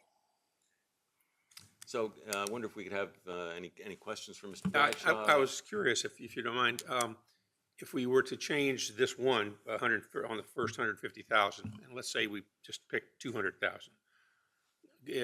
How could you give us not off the cuff here, but later on, if you will, an estimate of how much that would affect the revenue that we would be foregoing? Because right now we're foregoing about $500,000. If we raise that, would that bring it up another $250,000 or what? I'm trying to get a feel for what when we do that, how that affects. Well, the absolute most that would do is right now, if we're doing, if we're having about $500,000 going at $150,000 and we raise it to 200, that would be an additional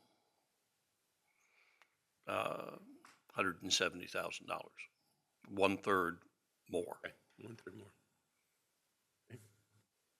That's, again, that is not to say that that's what the amount would be, because it would probably be something less than that, because And many of these homes are not valued particularly high. Yeah, I was going to say, if we were to look at the other qualification criteria, those are something we could come back to. First off, it has to be primary residence of the applicant. At least one owner resident must be either over age 65 and or permanently and totally disabled. Total household income from all sources currently has to be less than $55,000. And total assets, not including the home and up to 10 acres of land, has to be less than $200,000. Those assets would include stocks, bonds, bank accounts, balance in an IRA fund, any type of asset of that sort. So this would be a time for us to, would we actually take action today on raising the exemption? Or would that be something we'd put on our September? I think for Mr. Bradshaw, for me, I'd bring it to a resolution in September, but. The real estate book does have to be posted by the first, has to be delivered by the 1st of September. So if we want to change the. If you want to do change the exemption, you'd either want to do it this month or sometime in August, so that we can get that squared away. And we don't make need Mr. those Kinsman adjustments. Mr. Kinsman is shaking his head. I probably need to let him weigh in. I'll defer to the commissioner, but I think that's in section 20-11 of the county code. Says the first 150,000, so you'd have to amend the county code. So we'd have to do a public hearing on that. Do a public hearing? It sounds as if we can't really adjust for this coming year. Is that an accurate? We'd have to advertise, so I can't get it to you until your first meeting in September. Okay. Well, so We could probably still accommodate that. Oh, okay. If the board, if that's what you want to do, again. That first meeting, I think, would be September 8th. September 8th. All right. You could accommodate that? We can still accommodate that. So can I have some indication of whether board members are in favor of increasing that exemption, and to what number? Yeah, I would be very interested in increasing it and looking at, so I was just doing some quick research. I think it would behoove us to dig into the numbers a little bit more. But according to Zillow, which I'm sure is not full numbers, in the last 2 years, our median home prices increased $36,000. So I think if we can try to gauge kind of where the market has gone in the last couple of years, put a buffer for the next couple of years, because as we all know, it's not slowing down in our area. So I think just instead of picking a number out of thin air, just look at what the burden has been increased. Because of course, with those percentages, that's where the taxes increase. And so I would be very comfortable in moving it between 175 and 185 maybe.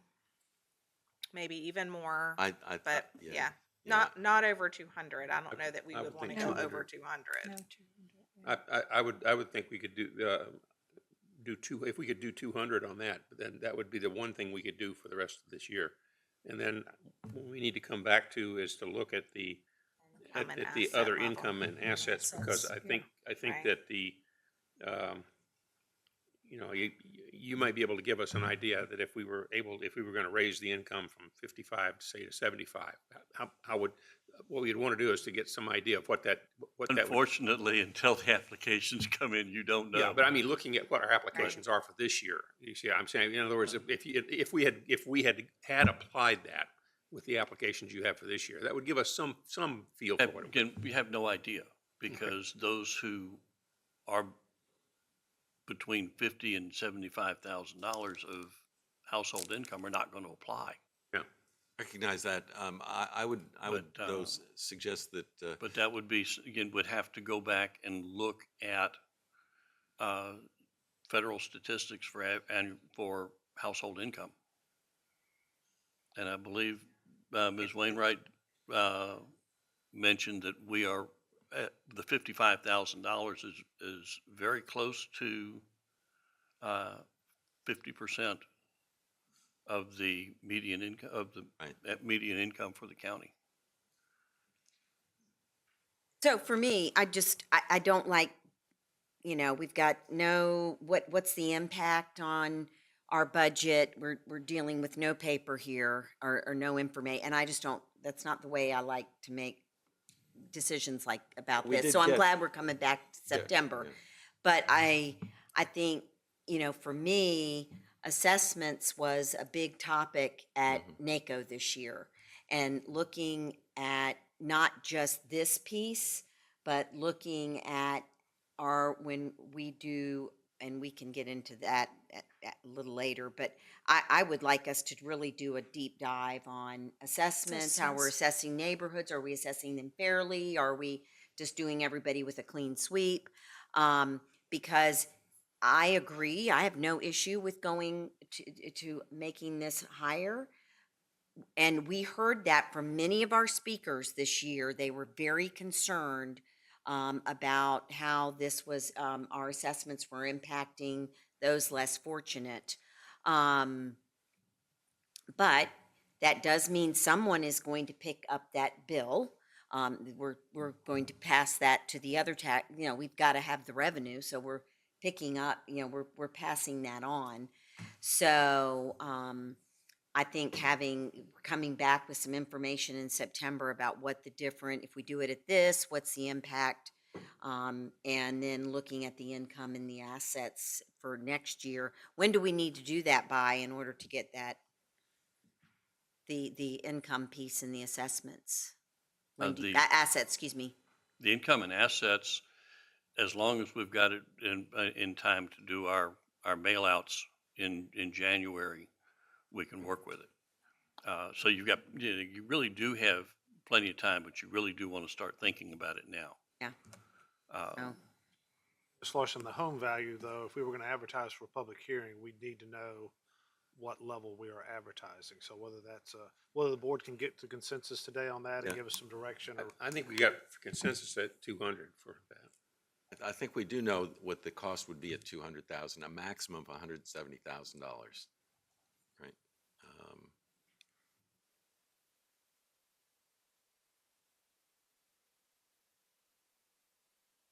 Yeah. Yes, excuse me.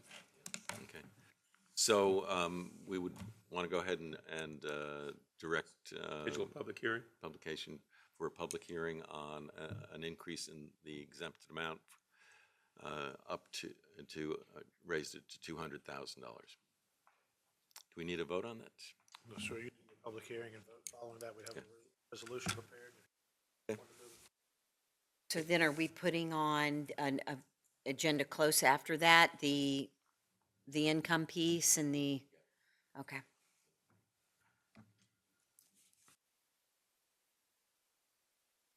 Okay.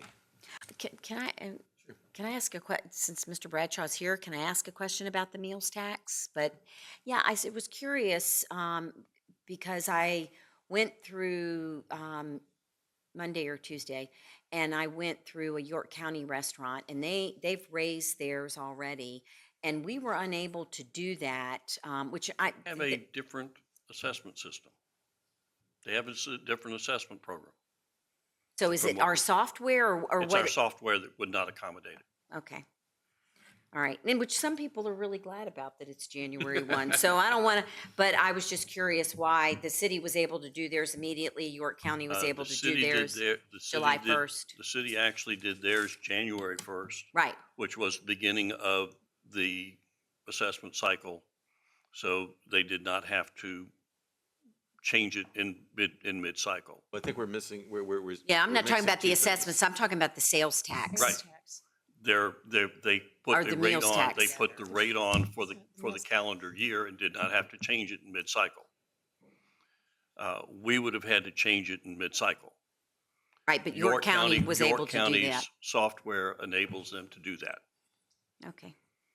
All right, thank you. And we're evaluating our software. We are, but I'm going to have to defer that to the folks in purchasing and IT at this point. Okay. Anything else for Mr. Bradshaw? All right. Thank you very much. Thank you. All right, we'll move on to the Government Center update. Good afternoon, Mr. Chairman, board members, Mr. Stevens, and Mr. Kinsman. My name is Brad Ryan. I'm Assistant County Administrator. I'm here to give my monthly update on the new Government Center complex. If you have not driven by there lately, it might be worth taking a look. Take a ride? There's a lot going on. They've already poured, in fact, I think today was scheduled to be the third section for the slab pour for the underground podium parking. Little over 50% of the walls have been poured for that lower section. All the columns are there. So it really is. There's a lot going on, and just about everybody I see comes up to me and tells me how fast they're moving along, and they are. It's moving along really, really quickly. Some upcoming milestones I just wanted to mention. August 10th is currently scheduled for the first podium floor. So that will be the roof of the underground parking, or the floor of the first floor Government Center, which is only a couple weeks away. So that's pretty exciting. August 24th, currently we're scheduled to begin work on the lower section of the Rec Center parking lot. And the Rec Center folks are going to be communicating that. There'll be signage out on Ashbury and Long Hill to help those navigate around any detours or changes in that traffic flow. And then this is kind of an exciting day. September 21st is currently programmed for the steel erection to begin. So you'll start actually seeing steel beams going up on site. So there's a lot going on there, and a lot coming in the next few months. Progress on the library CDs and offsite road development continuing. I hope to be bringing you something this fall, maybe at the October board meeting for the first comprehensive agreement for the library, and also for those offsite road improvements that we're planning. We had a meeting yesterday, I just want to mention this, talking about FF&E, whether do an RFP or select folks from an existing contract. I know IT is working on that as well, an RFP process for all the low voltage, security camera, door access types of controls. So there's a lot going on behind that. And Renee, if I could ask you. Oh, okay, then I could have asked Mr. Stevens to maybe pass those out to the folks. I wanted to wait because I don't want you all focusing on this while I was up here talking. So as I'm sure you all know, MVP is our construction manager on this project, and they produce a number of different monthly reports that they provide to myself and other members of the work group.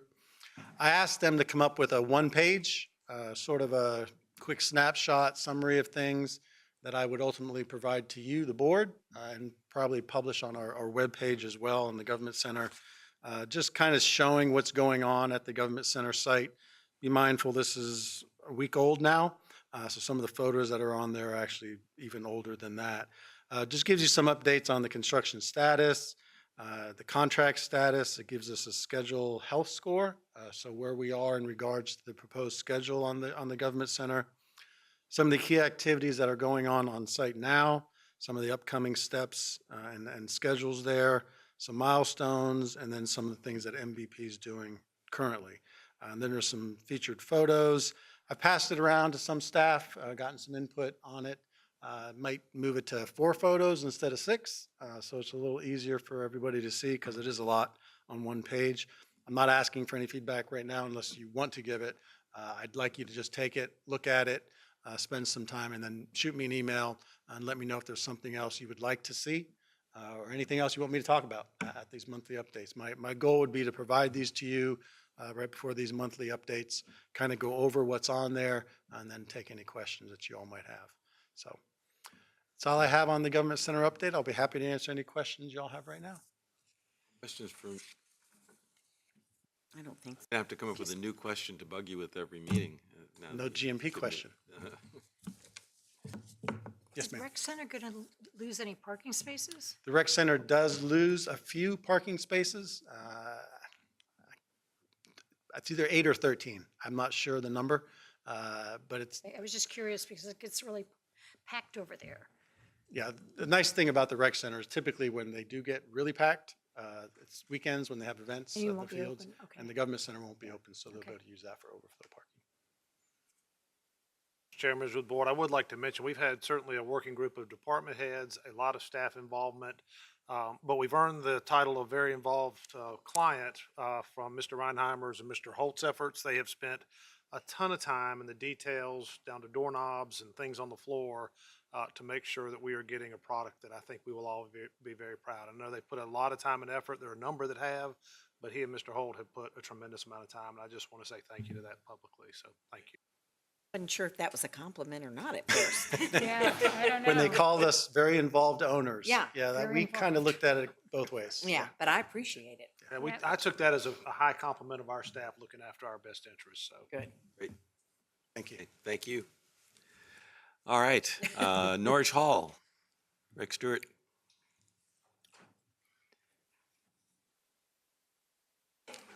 Good afternoon, Good afternoon. Mr. Chair, ladies and gentlemen of the board. My name is Rick Stewart. I'm the Assistant Director of the General Public Works Department. And I am here today with the aim of presenting a brief update regarding the recently acquired Norge Community Hall. Okay, now Renee, you have to help me here.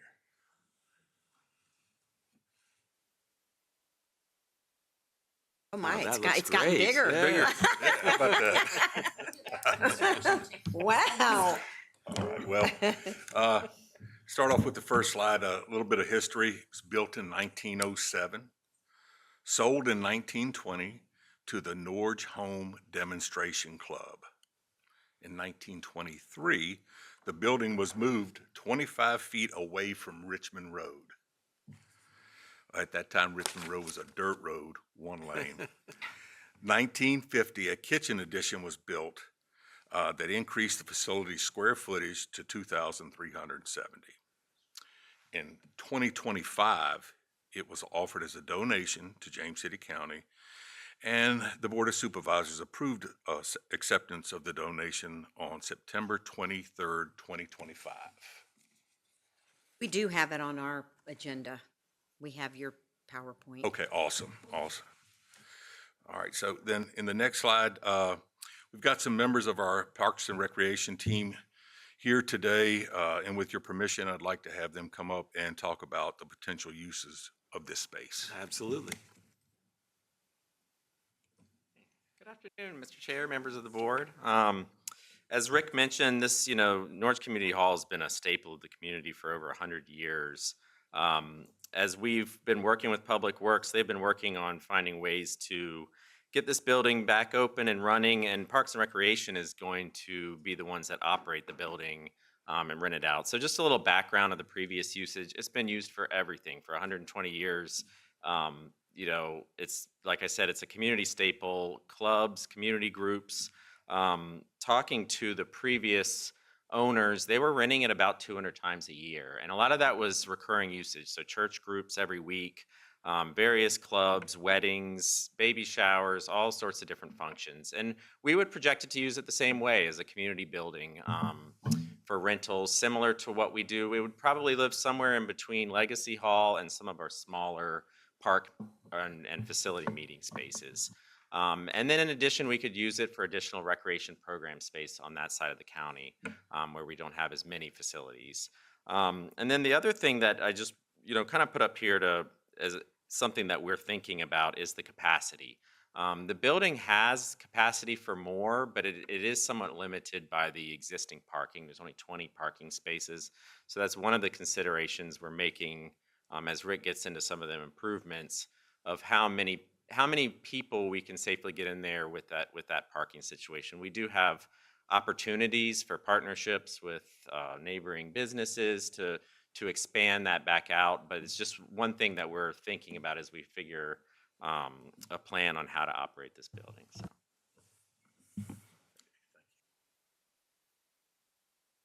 Next slide, please. Okay. Upon receipt of ownership, the county enlisted the services of a structural engineering firm to inspect the facility. We also hired a company to perform asbestos and lead-based paint surveys. Lastly, the Parks and Recreation Department conducted surveys to determine compliance with the Americans with Disabilities Act. With your approval, we're suggesting a three-phased approach towards repairing this building. Phase one, as you can see by the picture there, the left side of the building has a rather nice bow to it, curve if you're looking along the gutter line there. So phase one will bring us to the point where we can allow usage. So that includes structural and roof repairs, interior, patching walls and flooring, parking lot striping and stenciling, and the required accessibility upgrades, which are mandated at 20% of the project cost. Estimated cost for phase one is $147,000. Next slide, please. Phase two, this work includes kitchen upgrades. By the way, this would be FY 2028. Kitchen upgrades, replacement of paneling in the meeting hall, bathroom upgrades ×2, and once again, the required accessibility upgrades mandated at 20%. What you're looking at there in the picture is the current paneling and the original pine beadboard paneling that's in there. So the estimated cost of phase two is $119,000. Now on to phase three, 2029. This work includes replacement of the heart pine flooring, lighting and electrical upgrades, parking lot replacement, required accessibility upgrades or finalization of the accessibility upgrades. And currently all of these phases have been priced out as a commercial rehab. An additional $175,000 would be needed should the board choose to switch to a historic renovation approach, which would include restoration of the pine beadboard interior paneling and replacing the main hall flooring with like-in-kind installed in the same pattern. That flooring is hard pine, harvested from and milled in the Norge area, right there in the Norge area originally. And it's laid in a sunrise and sunset pattern. Thank you, and that's all I have for today, but I'm happy to try to answer any questions you may have. Question about the flooring, Yes, ma'am. because it looks beautiful. That's what's in there now, right? Yes, ma'am. Why does it have to come out? It Can we is, not lightly sand it and urethane it? no ma'am, as you could Oh my God. imagine, that since 1907, that floor has been sanded multiple times. It's been sanded so much that the nails that are holding it down right now have no heads. So that floor is actually floating in place right now. It's really sad. Yes, ma'am. I don't like that. Okay. Is your three phases, are they scattered out over 1 or 2 or 3 fiscal years or what? Three fiscal years. 3 fiscal years. So 27, each 28, one of these 29. would be a fiscal year Yes, sir. phase. Okay. Yes, sir.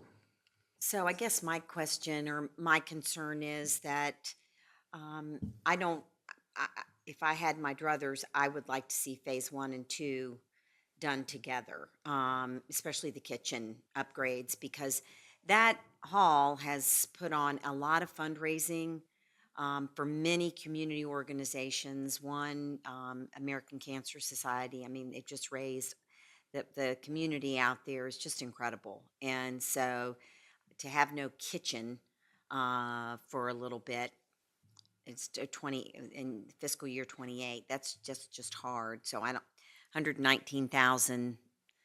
I don't know if there's any way that we could look for that or find it, but it would be, to me, I just think a kitchen is the essential part of that. And I hate to lose that sunrise, sunset. That is some real craftsmanship, but I understand certainly. And I'm glad to see, somehow I'm getting the idea about why they wanted to give it to us. It needed a little bit of work.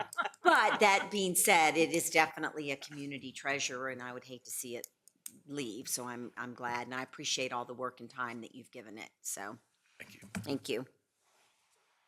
Members of the board, I don't think you have to make the decision today, but the historic renovation piece, I mean, it is something that we ought to talk about and see, and is it worth the extra funding there to keep the original materials or something like? I mean, you could redo the floor so it looks like the floor, but that's a lot more money than just redoing it with modern wood flooring. So that's something you can make in a future decision. I don't think the structural work, the roofing work, does that have much historical cost one way or the other? So the phase 1, that doesn't really matter. The kitchen upgrades, probably not a lot there in terms of that historical kind of materials cost. It really comes back to that main room and the floor. And so you have some time to think about that. We will talk about how do we put the two together. I think we had right around 100,000 this year. Sir, 105. So we're a little short of the first phase number. I'd like to get another month or so into the year. We had hoped to reopen that building like now. We had said when we took it last year, we'd hope to have it up now. And then as they got into finding and evaluating, there was just more to be done. But in September, October, I'll know where our year just ended and come back to you with a plan of could you incorporate phase 1 and 2 and do them together and not slow it down a whole lot. So we'll see on that. And do we have those estimates on the difference in cost? And you mentioned also the paneling on the wall. Is that any good? Not firm, not at this point, no ma'am. Okay. So the paneling on the walls is bad too? Yes, ma'am. Oh, man. I couldn't tell what that was in that picture at first. You can't. When I saw it on my agenda, I was like, what is that? It's the insulation panel. All right, thank you.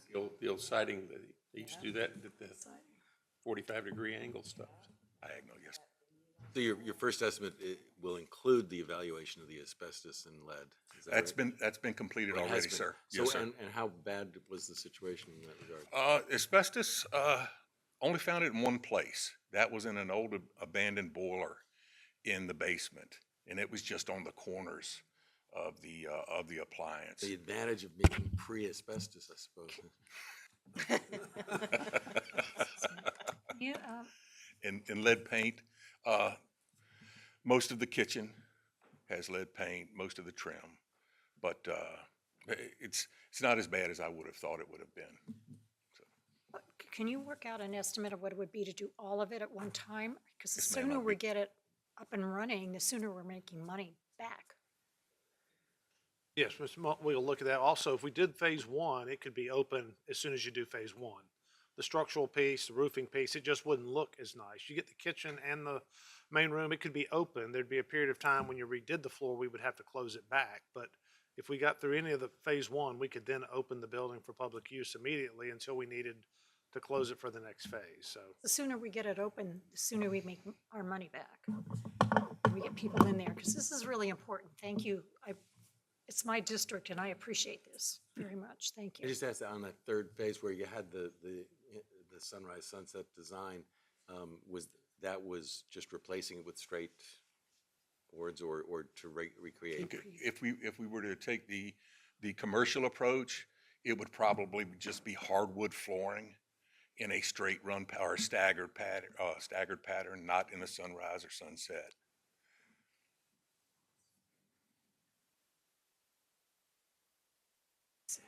Okay. Decision needed. We'll talk through the phasing of it. Some of it could probably go forward while we're trying to incorporate the other, and we'll come back to you with Thank you very September much. timeframe. Okay. Now we have expanded polystyrene, EPS. Andrea Case. Good afternoon, Mr. Chair, members of the board. My name is Andrea Case. I am the Sustainability Specialist for the county, and I am here to talk about the expanded polystyrene phase-out. The state passed a law that prohibits the use of expanded polystyrene, commonly referred to by its trademark name, Styrofoam. The law phases out Styrofoam in 2 phases. The first phase was effective July 1st, 2025, and applied to all food vendors that had 20 or more locations in Virginia. This date is when you saw large chain restaurants like Chick-fil-A, Tropical Smoothie, and Cookout make the change. The idea behind this approach is that the larger chains can generally accommodate the increased costs of alternatives more readily than your smaller businesses, and that the requirement encourages the free market to respond to the change by making alternatives more accessible and cheaper. The second phase of the law took effect earlier this month on the 1st, when it became effective for all other food vendors. It's important to note that the definition of a food vendor in the code is pretty encompassing. It applies to anyone serving prepared food regularly, so it applies to individuals, organizations, groups, state and local government entities, and schools. The law applies to anyone from a local eatery to our Black History or Recognition committees here in the county. There is no exemption in the law for nonprofits. The law does not, however, specify a type of alternative, allowing food vendors to choose what works best for them. It can be anything from a piece of foil to wrap up the rest of a burrito, a paper plate covered with foil, to a 3-compartment divided clamshell. Moving on to the actions that we have taken to date, the county has been taking action to help those affected navigate this change. Through our participation and work with the Regional Hampton Roads Planning District Commission, we have helped develop educational materials such as a Spotlight Earth video, as well as business resource kits. Anyone affected by the change can go to askhrgreen.org/foam-free to learn more and request a foam-free sample kit. You can choose what items you would like to have included in your kit, with options such as Waste Warrior activity books for kids if you have a sit-down restaurant, to tent cards for your tables, and foam container alternatives. We have a variety of clamshells and craft paper boxes, as well as metal boxes with paper lids that you can pick up to try and see which may work best for the food you are serving. In addition to this resource, some of our Clean County commissioners have visited restaurants to let them know of the law. We have also participated in regional mailings that went to all of our food vendors and churches in the county. The first mailing was a letter that included a rack card advertising the foam-free resource kits, and the second mailing was a postcard, with the reasoning being that if you did not open the letter and read it, you still might view the postcard as you go to recycle it. Clean Virginia Waterways has built upon the work that we have done in the Hampton Roads region and has expanded the foam-free resource kit idea to the rest of the state. They also have foam alternatives, compostable products, and cost comparisons, school cafeteria resources, and outreach resources on their website. There are a couple of items related to implementation of the law for the board to consider. The first deals with exemptions. A locality may grant an exemption if the food vendor demonstrates that compliance would cause an undue economic hardship. The exemption may be granted for no longer than a year, but it may be reapplied for once that timeline is up. From what we have seen with other localities implementing the law, such as York County and the City of Richmond, exemptions are being treated as one-year extensions. So there is a sense that the food vendor will comply with the law, but they do have some extra time in which to come into compliance. There is also an enforcement aspect to this. Citizens may report non-compliant businesses to the county, and we will have to decide what action we may or may not want to take. The law also allows for civil penalties to be assessed by the Attorney General's office. Those fees would then be deposited to the state's Litter Control and Recycling Fund, a portion of which is given to the county as a grant every year to help with our recycling and litter reduction programming.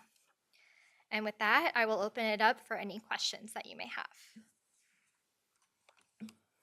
I wanted to ask a question about what's happening in terms of the supply of these styrofoam containers. Are they still being offered in stores throughout the county? They are still being offered. So the law does not make any prohibitions on the sale of these containers. Part of that is because I, as a resident, might want to have my family over for Thanksgiving and send them home with leftovers. So it does not apply to anything about the retail sale of styrofoam. It only looks at prepared food coming from food vendors. And then in this area, we do not have something like a restaurant depot or something similar where you might see less styrofoam being stocked because restaurants going to purchase it would not be in compliance unless they had an exemption or an extension granted by their locality.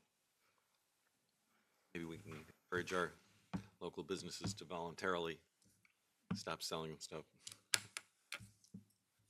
I'll be the first to admit, it was a sad day at Chick-fil-A. It really was. But you could still get your But I get Chick-fil-A, it. hopefully. But I will say too, I understand it's terrible, terrible. But I was a washer out and I kept a styrofoam cup for up to 30 days. I mean, Don't sweat like the new. they don't sweat, correct. But so I think maybe explaining to people why it is because they don't break down. There's a lot of bad about styrofoam. Yes, and it is also there's a public health and safety consideration as well. So there are studies linking it to carcinogenic properties. So it might give you pause if you microwave your leftovers in a clamshell and it's melting. Whatever is being used to produce that material is leaking into your food. So the impetus of the public health combined with the environmental hazards that it provides is usually the impetus for a lot of these laws moving forward. So I was curious, you said people could call into the county to report other people that might be, have we received any? We have not, okay. and luckily, Mr. Jason Purse has volunteered to be our education or our enforcement. At Sustainability, we are the education and outreach arm, so we don't necessarily want to be associated with enforcement because it is a different focus and a different approach than how we typically run our programs and how we would like the community to perceive us as well. As an education tool rather than Exactly. punitive. Yeah, So so we'll we can let help Jason take that explain role. it, but then Yeah. if we do get any phone calls, which we have not, Okay. then we very thankfully forward them his way. Yeah, maybe somebody could talk to the proprietor instead of calling the county and reporting Wouldn't it. that be nice? Wouldn't that be good? That is, and they can let Yeah. them know that they can get a free resource Doing it the kit right and they way. can come try out alternatives. There you go. All right, thank you. Some of those alternatives are really quite effective and attractive. And so it's nice to see that happening. Any other questions? Comments? No? Great, thank you so much. Thank you very much. So now we move on to solid waste and recycling services, RFP, and Grow Convenience Center update. Mr. Dimmitt, nice to see you. Nice to see you, Chairman McGlennon, members of the board, Mr. Stevens. Good. No, go to the next. Do I have to click it? Because I have a love-hate relationship with this mouse. Renee has about had it with it today, I think. Bob doesn't want to do it. Okay.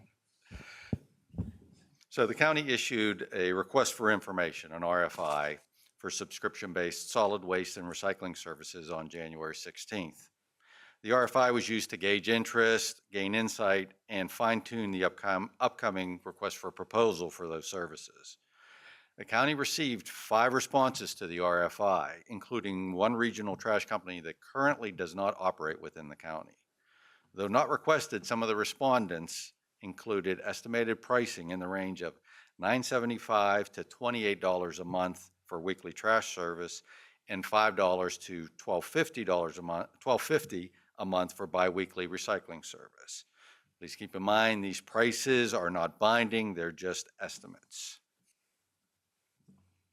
Based on the feedback from the RFI, the county issued a request for a proposal, an RFP, on April 22nd. Unfortunately, the response to the RFP was lower than expected. And by that, I mean we got 1 response. Purchasing reached out to the companies that did not respond. And some of the reasons cited were the lack of a guaranteed minimum number of customers. Some initially thought that the entire Roberts district was going to be included, which was 3,200 houses. Some had an issue with the 5-year fixed pricing requirement, the necessary capital investment in both equipment and labor, and the impending ability of the county to institute mandatory trash consolidation in 2029. The overall interest in providing the county with trash and recycling service, though, from the RFI bodes well should the county make it mandatory in the future. I just stop for a second there Yes, and ask about this, because my understanding was that the entire Roberts district was supposed to be included. We cannot, I can take these off. We cannot make it mandatory until April of 2029. Oh, no, I understand that It was entirely. included on a subscription basis. What the vendors thought was they were guaranteed to get all 3,200.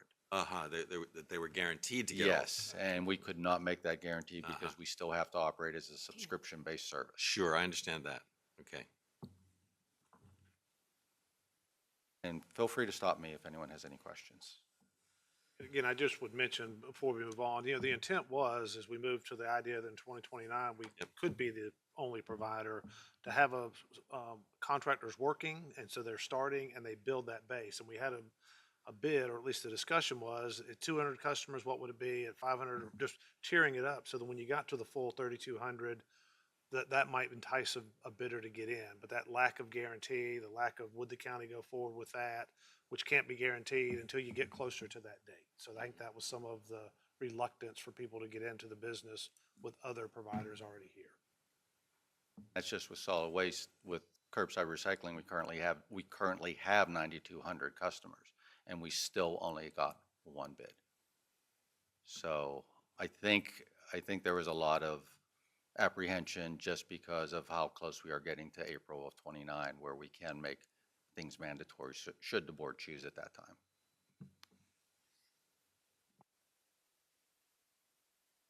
The recommendations for the curbside recycling, staff recommends authorizing an intent to award to TFC Recycling pending contract negotiation and execution.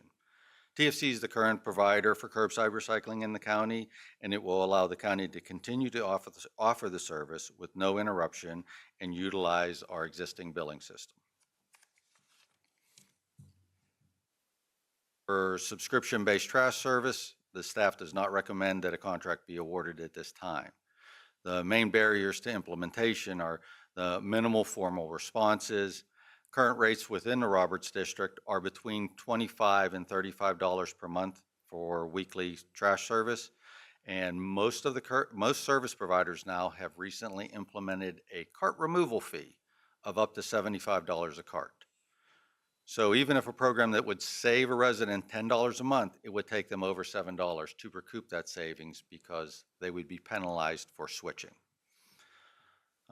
And also an upgraded billing system that would be necessary to handle the trash customers is not anticipated to be fully implemented until approximately the summer of '27. Quickly on the Grove Convenience Center, brief timeline. On July 2nd of 2025, we submitted the SUP for the convenience center at the location of Old Fire Station 22.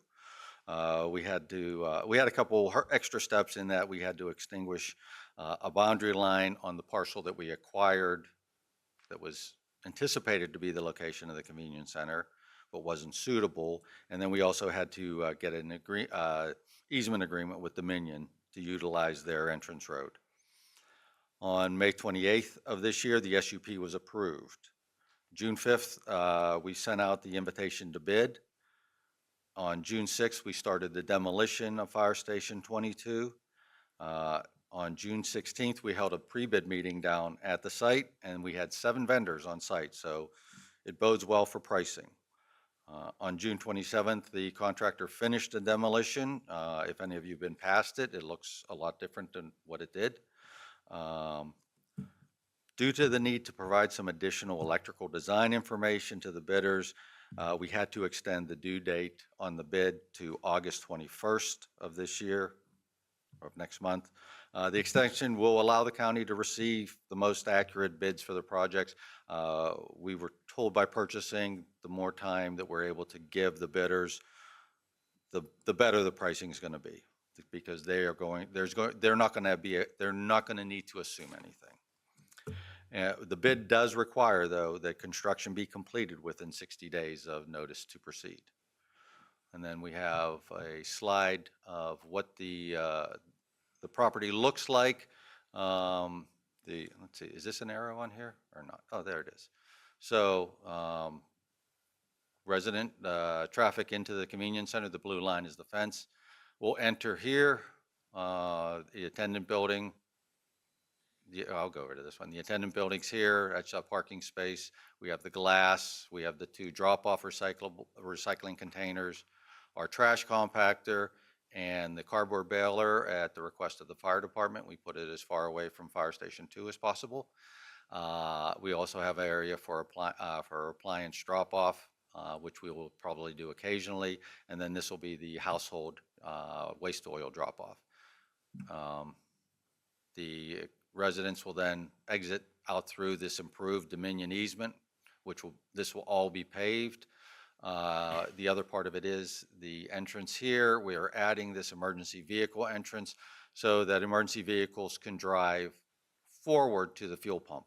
Right now, they enter and they have to back up to the fuel pump in order to refuel. So, happy to answer any questions. I don't really have a question, but I have a comment. First of all, well, I do have a question. What's the now estimated date for the completion of the convenience center? So, based on the bids being received on the 21st, I think there's a 2 to 3 week period for contract negotiation. So then they'll get the notice to proceed. I think it is somewhere near the end of the year, early January now, unfortunately. Yes. It is unfortunate, and I just feel like this has been a project that has been pushed back, and I'm not suggesting it's your fault. Oh, I will take the blame. That's fine. These are all issues that kind of come along with a project, but they seem to have all kind of cascaded here. The other thing, though, is that I'm not very enthusiastic about the idea of waiting till 29 to move ahead on county-provided solid waste. And I think we really need to, before we accept that notion, I would encourage us to think a little bit more broadly. So, for instance, I wonder if there would be more interest among bidders if after a year of work in the Roberts district, they then moved on to another district, and that might be more enticing in terms of justifying increased expenditure. And it would also help to show people that they are going to get value for their money in this provision of services. But just waiting till 29 says to me people aren't going to have much confidence in us on this front to move ahead.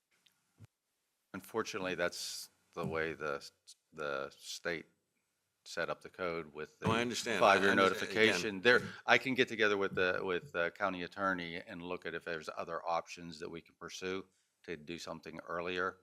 I'm not sure how we I can set think, it up. yeah, I guess my sense is, and I've mentioned it to the county administrator last week, that some kind of effort to survey the population of the district would get a better sense of how likely it is that people would be willing to sign up for the service.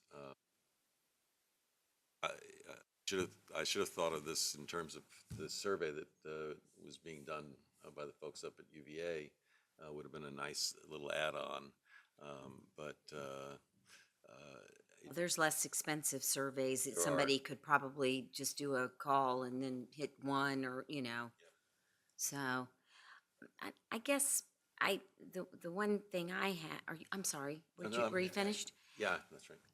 If we weren't gonna have an upgraded billing system, if that's a barrier, why did we start? Why didn't we wait until we had an upgraded billing system? If that's gonna be a barrier to the implementation.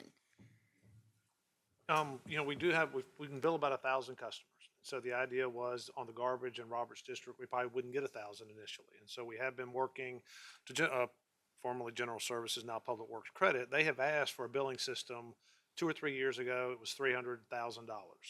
Where I have been pushing is working with the Service Authority to bill from there. So number one, we don't send our residents another monthly bill, and we don't have a separate utility billing system because typically customers want to call and get water, sewer, garbage, recycling all at one place. And so we have been working with JCSA, and I think are to that point that we are set up to be billing through them, using their customer service folks for that initial customer contact, so that from the outside, it looks like we're one place, even though internally, Public Works may be doing the garbage recycling, JCSA doing water sewer. That customer interface is better going forward than it would be when they call you for water and sewer and they call me for recycling and garbage. And so that has been, I didn't think it was a hesitation in the Roberts District with the billing software, but it is a limitation if you end up with more than that 1,000 number customers. And so that has been our challenge in the billing side. I think we could accommodate Roberts initially of what might come. The other piece we could talk about on the surveying, it is difficult to give a price until we have a bid. And so that is a challenge when we say, would you come for $5 a month? I think the answer would be a high response rate. When we get into $25 a month, I think it becomes a 50-50 maybe. I think as we get into, and then if our bid comes in at 35 or 40, I think we'll be better than that, but those are all risks to us. And some of that conversation on our side might be, are we going to subsidize so the price is something a month? Is it, do we subsidize it so it's $20 a month until we make the decision to become the provider or not? And that is something we could consider. We just hadn't moved to that point yet.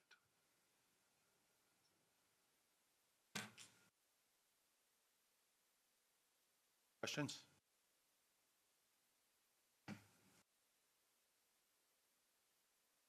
Hey, Second. so with that, we'll move on to board considerations. And that is the annual service contract for curbside recycling. Mr. Tippett.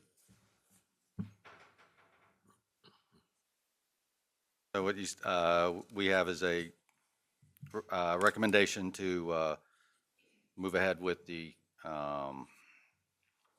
with TFC. So there's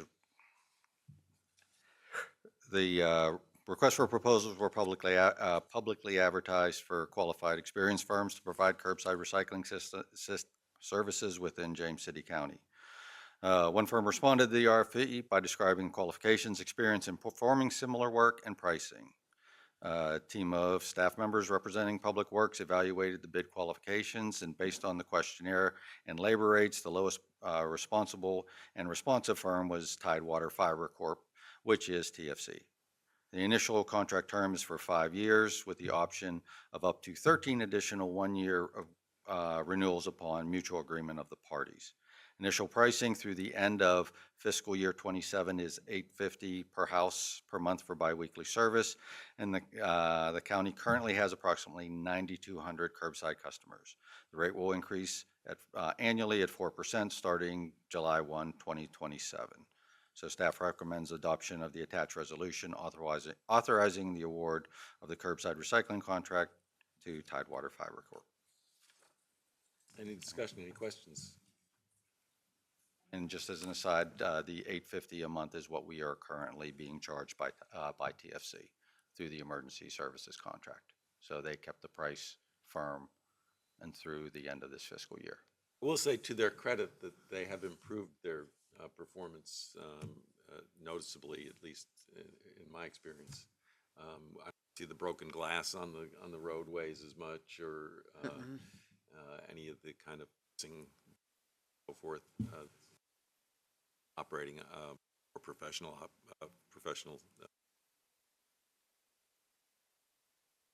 Want me to move the contract award? Sure. I shall move it. The resolution. Resolution. Ms. Knoll? Aye. Mr. Eisenhower? Aye. Ms. Larson? Aye. Ms. Wainwright? Aye. Mr. McGlinnan? Aye. Motion carries. Okay. Thank you. Bob. Thank you very much, Mr. Dittman. Should we recess and go into our other meeting, or should we finish this meeting, or? That's totally up to you, in terms of that. You do your closed sessions, My probably understanding, take some time, but not, I mean, Yep. just a lot of them. and I understand that the JCSA's presentations are fairly lengthy, or the discussion there. Asking for a break. I am I asking am for a asking for a recess break. prior Yeah, we can to do a. that. We can Okay. certainly do that. Great. Let's just take a Okay. short recess. Thank All you. right.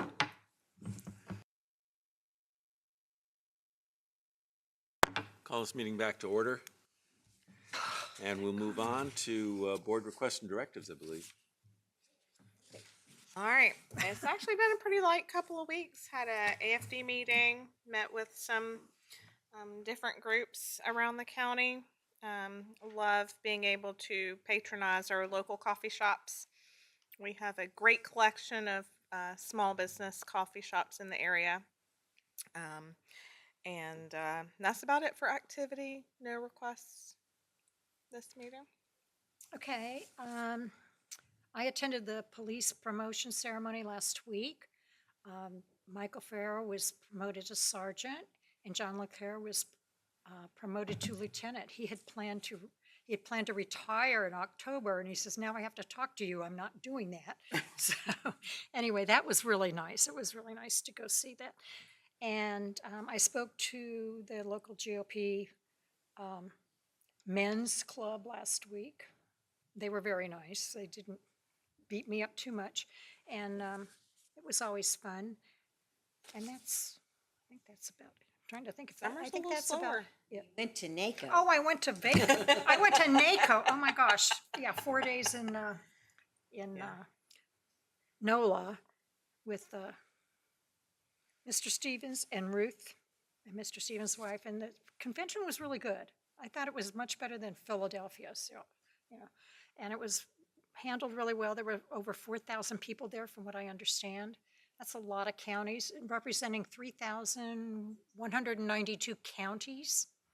In some states, every county belongs to NACO, but not here. We have one county that's a holdout, and I don't know what the problem is, but we need to look into that. Because NACO supports the counties, and they're a speaker for us. They talk about legislation. They talk about all the things that are really important to counties to look into and provide the education with it.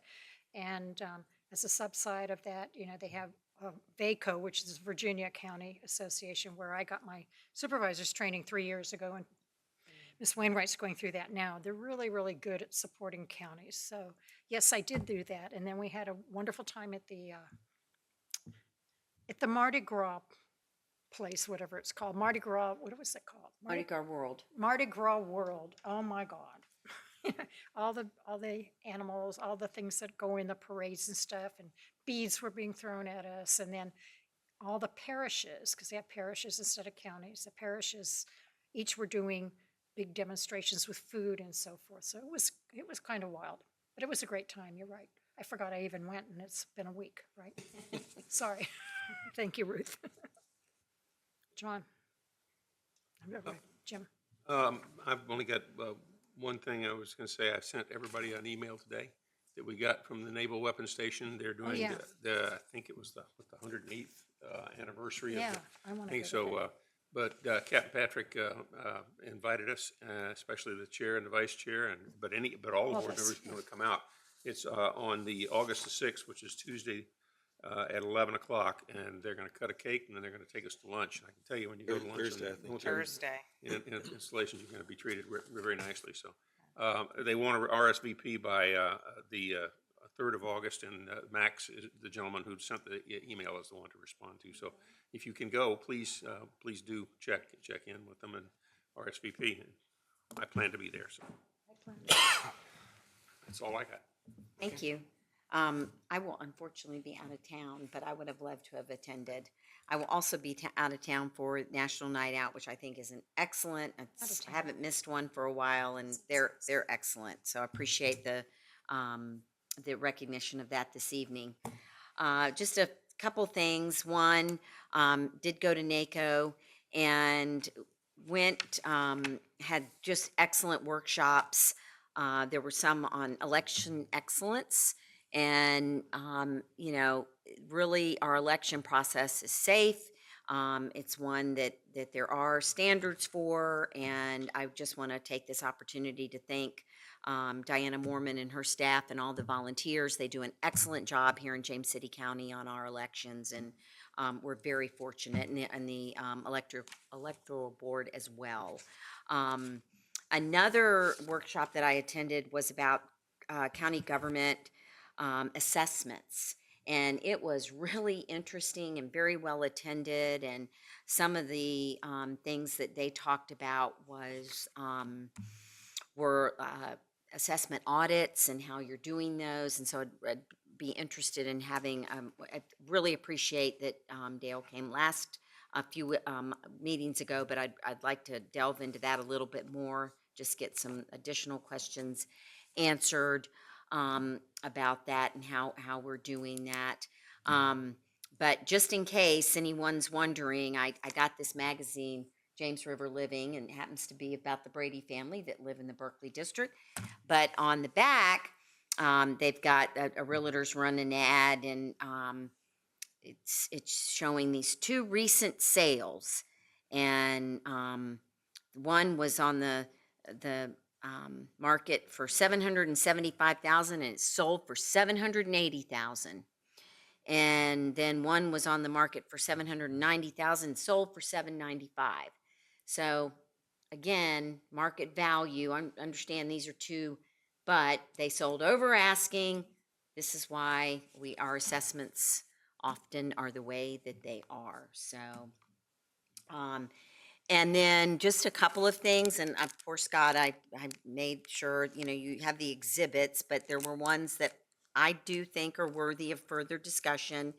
And we've talked to this business before. They make these little postcard type things that has a pouch inside where you can get rid of opioids. You can put them in medications that have expired. You can put it in, and it's the way you can clean out. It's proper disposal, just in case you cannot get to, you know, we do have those that we offer a lot here, our different police, but this is a way. So Scott, you know, I'm interested in that and have been for a couple of years. I just think that's really important.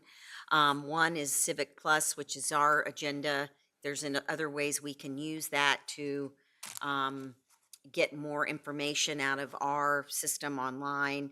And then Hello Heart, which works with your employees on the importance of their blood pressure and making sure they're healthy and finding ways to keep it down. And it helps cut down on medication and hospitalizations and things like that. So I always think that there are ways that you might find saving money. I make sure that I only go to the exhibitors I think I just don't go for all the stuff. So, but another underlying, or not underlying, but a thing that was talked about a lot at NACO this year, and there were a lot of workshops that were about it, was about land use preemption by states. And I went to at least 2 or 3 workshops on that. So it's something that counties are facing all across the United States. And so which in some ways is not, I mean, you can, I don't know if you can tell, but all of the blues have faced some sort of bills where the states are trying to tell localities how to run their business. And I believe there are maybe under 10 states where they haven't faced any of that, which is pretty telling. So anyway, and as far as the calendar goes, I apologize, Mr. Chair, I wasn't, that was really a lot. And then Ms. Supervisor Wainwright and I have our school liaison meeting on Friday, and we will get another update on the redistricting. Thank you. Thank you. A couple of things. One, I attended I dropped off some food at the Sleigh Hunger event that was put on over by the Restore, run by Habitat for Humanity in Colony Square Shopping Center. It was this last Saturday, and it was undertaken by the House of Mercy, by Grove Christian Outreach Center, Fish, and I think Restore provided an actual 20% off coupon for folks who donated to it. You know, this is all part of an effort by sometime in the fall for the collection of 250,000 pounds of food to stock up food pantries for those who are in need of that help. So they do a great job, and I appreciated the opportunity to just kind of chip in my little contribution as well.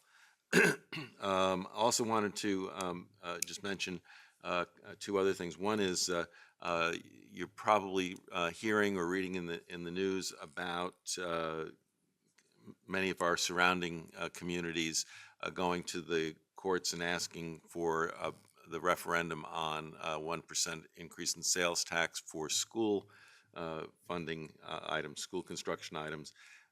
And just wanted to reiterate a point which I believe that county administrator made in the press today, that the James City County doesn't have any projects that we're planning to fund through this source, so we're not asking for a referendum this year.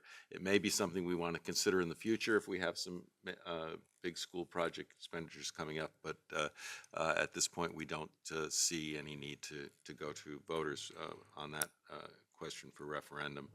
And then I also wanted to mention that I went to the Peninsula Mayors and Chairs meeting yesterday, and last week to Hampton Roads Planning District Commission meeting, where in both instances we had a discussion that we also had back in April when the Coalition of High Growth Communities, First Cities, BACO, VML combined to have a session on working with our legislators to achieve common objectives and understand our needs a little bit better.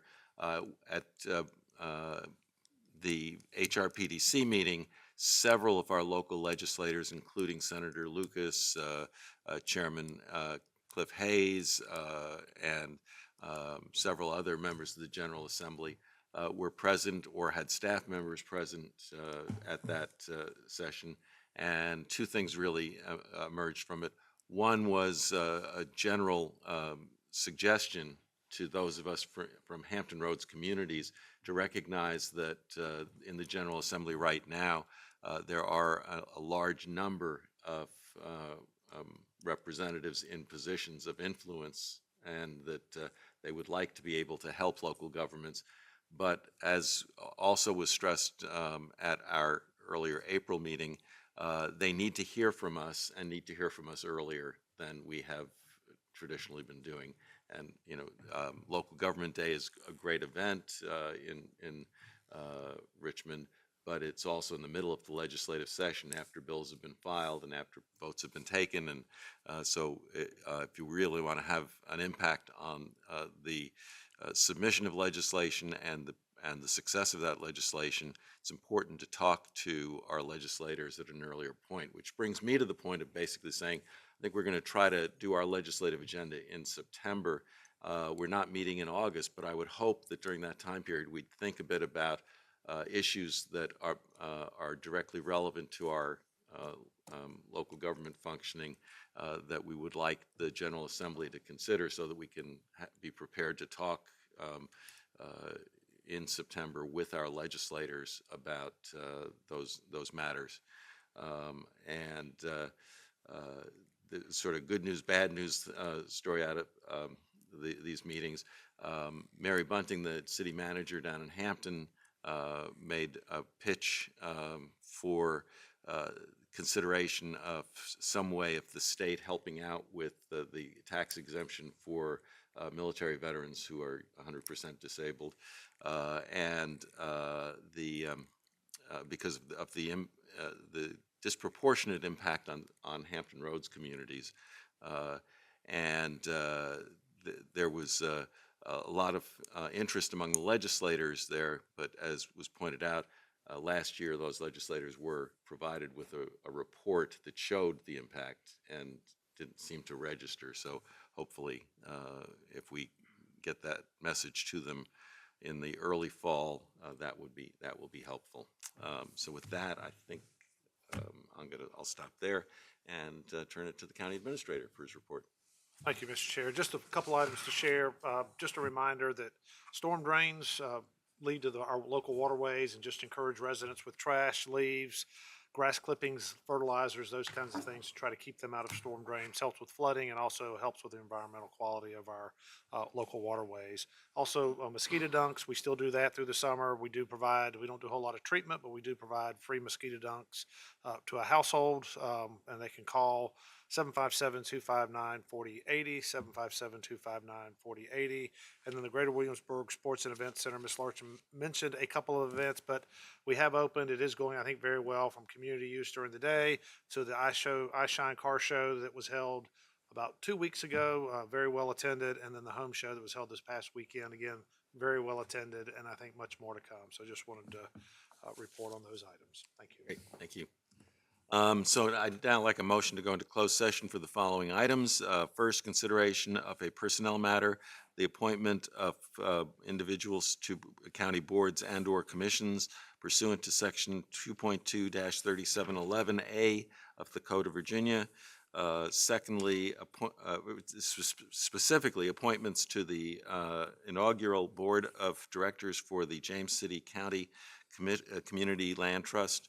And B, Clean County Commission reappointments. C, appointments to the Williamsburg Regional Library Board of Directors. And two, consultation with legal counsel employed or retained by a public body regarding specific legal matters requiring the provision of legal advice by such counsel pursuant to section 2.2-3711A8 of the Code of Virginia. Third, discussion of the award of a public contract involving the expenditure of public funds, including interviews of bidders or others, and discussion of the terms of and scope of such contract, where discussion in an open session would adversely affect the bargaining position of or negotiating strategy of the public body pursuant to section 2.2-37A29 of the Code of Virginia. I must have missed after, that first one was A1, okay, of Code of Virginia. So that specifically pertaining to the contract for the Williamsburg Regional Library System. So moved. So a motion. Thank you, Mr. Stevens. Would you call the roll, please? Ms. Wainwright? Aye. Ms. Knoll? Aye. Mr. Eisenhower? Aye. Ms. Larson? Aye. Mr. McGlinnan? Aye. Motion carries. Go into closed session.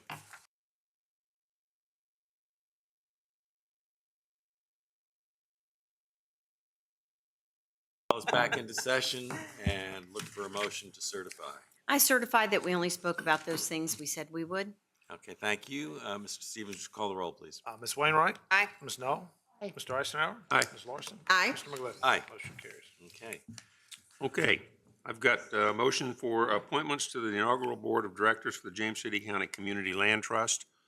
The three county representatives, Chris Basic for a 3-year term, Robin Bledsoe for a 2-year term, Emily Haywood for a 1-year term. The remaining 6, Roger Guernsey for a 3-year term, Scott Andrews Weckerly for a 3-year term, Lawrence Golson for a 2-year term, Craig Meadows for a 2-year term, Adrian Carter for a 1-year term, and Margaret Mondel for a 1-year term. Okay. You want to do that one first and then Yes, do we the have a others? motion, Or I can do them all and we just say vote. Can we do that? We can do that. Yes, go ahead and do the others. Okay. The others are appointments to the Williamsburg Regional Library Board of Trustees. It would be a reappointment of Ms. Feather Foster and Ms. Tony Sturdivant for terms that expire June 30th, 2030. And for the Clean County Commission, it would be reappointment of Mr. Kevin Radcliffe, Ms. Rachel West, and Mr. Tim Stanley for a terms that would expire July 31st of 2029, and also the appointment of Ben Aiken for an term that would expire on July 31st, 2029. Okay, so that's all of them? That's it. All right. Mr. Stevens, call the roll, please. Ms. Wainwright? Aye. Ms. Knoll? Aye. Mr. Eisenhower? Aye. Ms. Larson? Aye. Mr. McGlinnan? Aye. Motion carries. Okay. And I believe that if I don't hear anything else, I just would entertain a motion to adjourn. So moved. Okay, September 8th at 5? Ms. Stevens, call the roll, please. Ms. Wainwright? Aye. Ms. Knoll? Aye. Mr. Eisenhower? Aye. Ms. Larson? Aye. Mr. McGlinnan? Aye. Motion carries. Apologies to our friends from HRSD. Adjourn this meeting. Good to go home. I'd like to call to order a meeting of the James City Service Authority Board of Directors, continuation of the July 14th regular meeting. Mr. Powell, call the roll. Ms. Wainwright. Here. Mr. Eisenhower. Here. Ms. Larson. Here. Ms. McGlinnan. Here. Ms. Knoll. Here. Presentation tonight, wastewater capacity study. Please introduce the presenter, or are you doing? Yes, ma'am. I've got some introductory Okay. remarks, and I will introduce our guest from go. HRSD. Good afternoon. Today's presentation on wastewater capacity is a follow-up to the 2 presentations that you've had at your last 2 annual retreats. Before we begin, I think it would be helpful just to describe the roles of the 2 organizations, especially for the viewing public, to provide some context to this presentation. The James City Service Authority is responsible for collecting wastewater and conveying it to the Hampton Roads Sanitation District. And then HRSD is a regional entity that is responsible for treating all wastewater in the Hampton Roads region. So what we have is 2 interconnected systems, but they are separately owned, operated, and managed by different organizations. It's important to note that this presentation focuses on wastewater capacity deficiencies only during significant wet weather events. Both JCSA and HRSD have ample capacity in their systems during normal operating conditions. The issue of wastewater capacity has been a significant one throughout the region for many years, as evidenced by the EPA consent order that was issued about 20 years ago. The consent order led to an agreement in which HRSD and all the Hampton Roads localities, including JCSA, agreed to work together to address wastewater capacity, which ultimately led to the creation of a regional wet weather management plan. Our agenda today is as follows. James Canning, JCSA's Chief Wastewater Engineer, is going to provide a very brief review of the information that was provided in the last 2 annual retreats. And then following Mr. Canning's presentation, HRSD is going to present information on initiatives that are currently underway and future options to address the issue. With HRSD today are Jay Dano, Director of Planning and Analysis, and Chris Steffen, Director of Interceptor Operations, North Shore. I want to stress that JCSA and HRSD have a strong, long-standing partnership, and we have redoubled our efforts to work together more recently as the wet weather capacity issues in the JCSA service area have become more apparent, and you will hear about some of those efforts in their presentation. Both JCSA and HRSD have responsibilities in addressing the issue, and both understand the importance of doing so. I will forewarn you that today's presentation is not particularly short. I know it's been a long day, but but this is a complex issue and an important issue that I think deserves some, rather detailed discussion. So with that, I'm going to turn it over to Mr. Canning.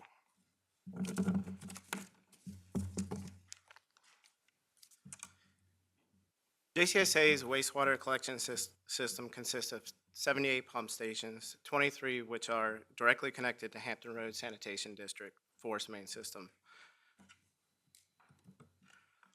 Under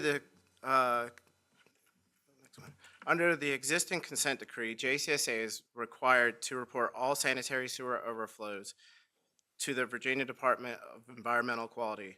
In June of 2024, DEQ issued warning letters for related wet weather sewer sanitary overflows. At the January 2025 board retreat, staff explained that these overflows were primarily the result of capacity constraints within the shared JCSA and HRSD wastewater collection system. In response, JCSA worked with HRSD to evaluate system limitations and identify more effective strategies for managing wet weather events. JCSA commissioned an engineering firm to perform an independent capacity evaluation. The study assessed the current system performance and projected future wastewater flows based on anticipated development and growth throughout the service area. At the 2026 board retreat, staff presented the results of the capacity study. The consultant projected that planned development will increase wastewater flows by approximately 1.9 million gallons per day in addition to the system's current average of 5 million gallons a day. The study concluded that the continued growth will place additional strain on the wastewater collection system and is expected to result in more sanitary sewer overflows, particularly in areas where capacity limitations already exist. And I'm going to turn it over to Mr. Dano from HRSD. Good afternoon, members of the board. Thanks for this opportunity to present. Okay.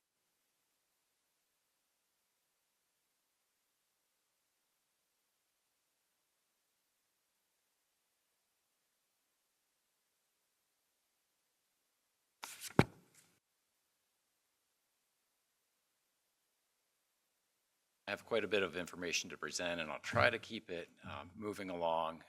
So I'd like to talk a little bit about HRSD. Bottom line up front, we're planning on spending $43 to $70 million to address capacity concerns in James City County moving forward. I'll talk about our Williamsburg treatment plant. Broad view regional system capacity, what that looks like, and then I'll hone in on JCSA capacity constraints, and then dive into how we're proactively addressing these capacity constraints in James City County. So a little bit about HRSD. We do wastewater. We're the regional wastewater agency. We've been intercepting and treating wastewater for 85 years. We protect public health in our local waters, so our communities will have clean waterways and reliable water resources for generations to come. Good news, James City County is served by the Williamsburg treatment plant. It has ample capacity. It currently averages around 9 million gallons per day of treated water. It has a capacity of 22.5 million gallons per day. A little overview of the regional system. This map on the left shows the 570 miles of interceptor pipes that make up the HRSD metro system. That is combined with 115 pump stations that provide this wastewater to the 8 wastewater treatment plants that treat the water before it's reintroduced into the environment. If you look at any area like this small red square and zoom in, you'll see that the localities have over 6,000 miles of collection system pipes that combine to make the regional system. So the pipes connect to the houses and businesses, pump the flow into the HRSD interceptor, we convey it to the treatment plant, treat the water. And why this is important is there's lots of places where we're trying to address capacity concerns across the whole region. Imagine this as a circle to represent a pipe, and we design our system based on Virginia sewage collection and treatment regulations so that the flow in the pipe has the right velocity to keep things from settling out between 2 and 8 feet per second. Generally, when we design a pipeline, we account for existing sewage, build out of the service area planned sewage, dry weather infiltration where groundwater is seeping into the pipes, and that makes up our average daily flow. And then we look at rainfall-derived I&I. There's a 2 times average daily flow peaking factor, and usually there's a little excess capacity.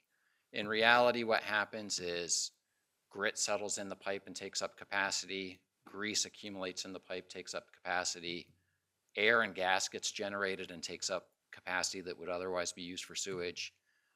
Then we have the sewage, the planned sewage. The good news here is that the flow factors we use in design overestimate the amount of sewage that we actually see, so we actually have a little extra capacity. Then we have our dry weather infiltration and our rainfall-derived inflow and infiltration.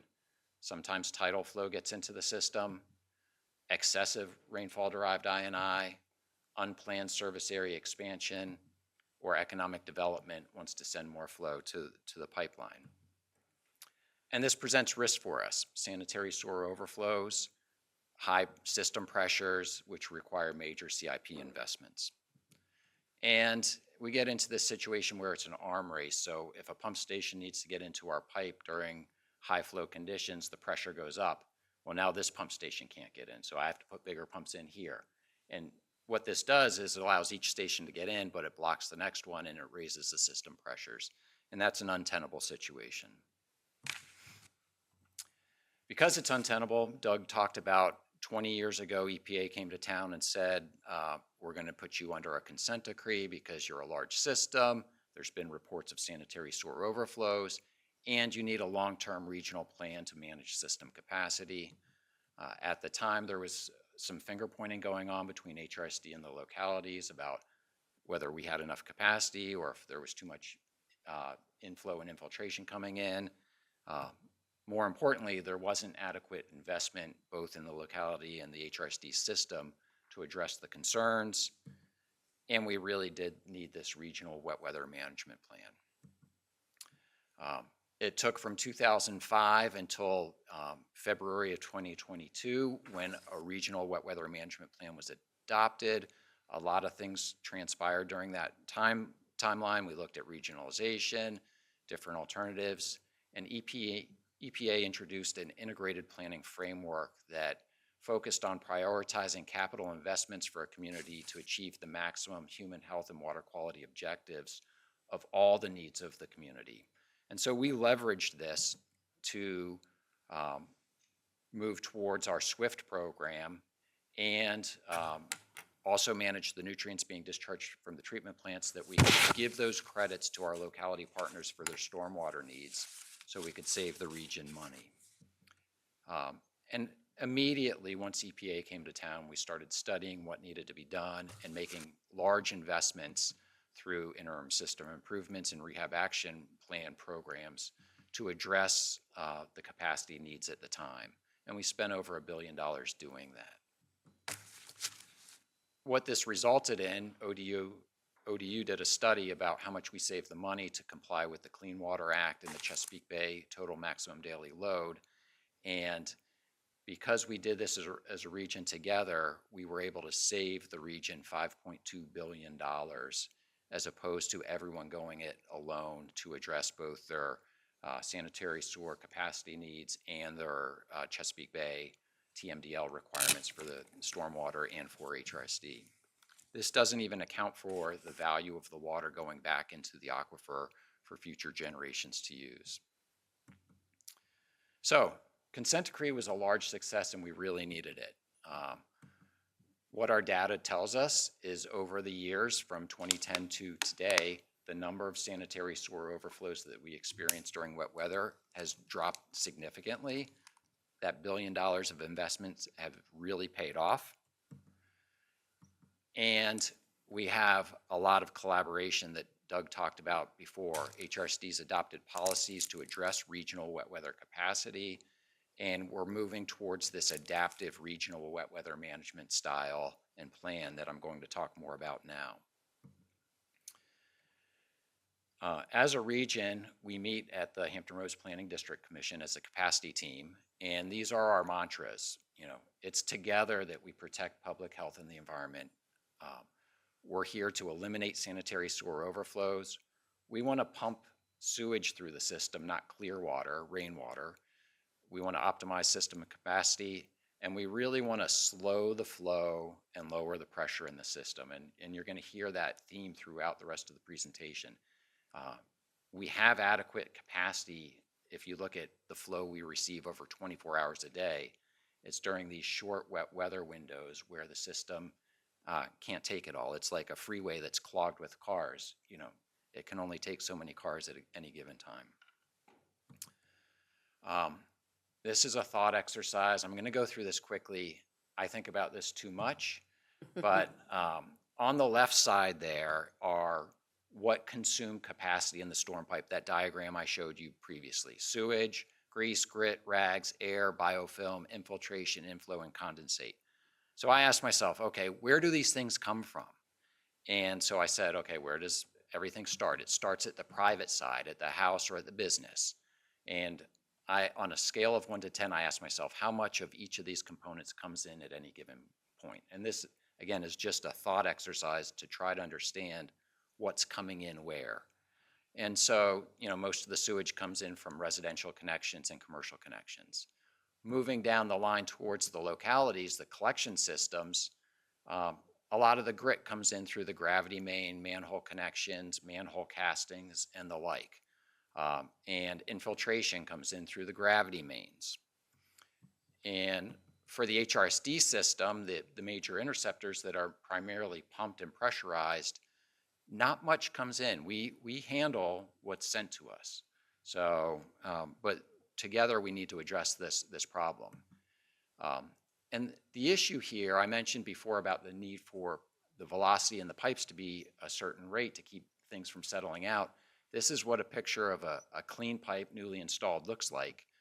Sometimes when we cut into our pipes, this is what we find, where a third or half of the pipe is full of grit, and that reduces our ability to convey flow during wet weather events.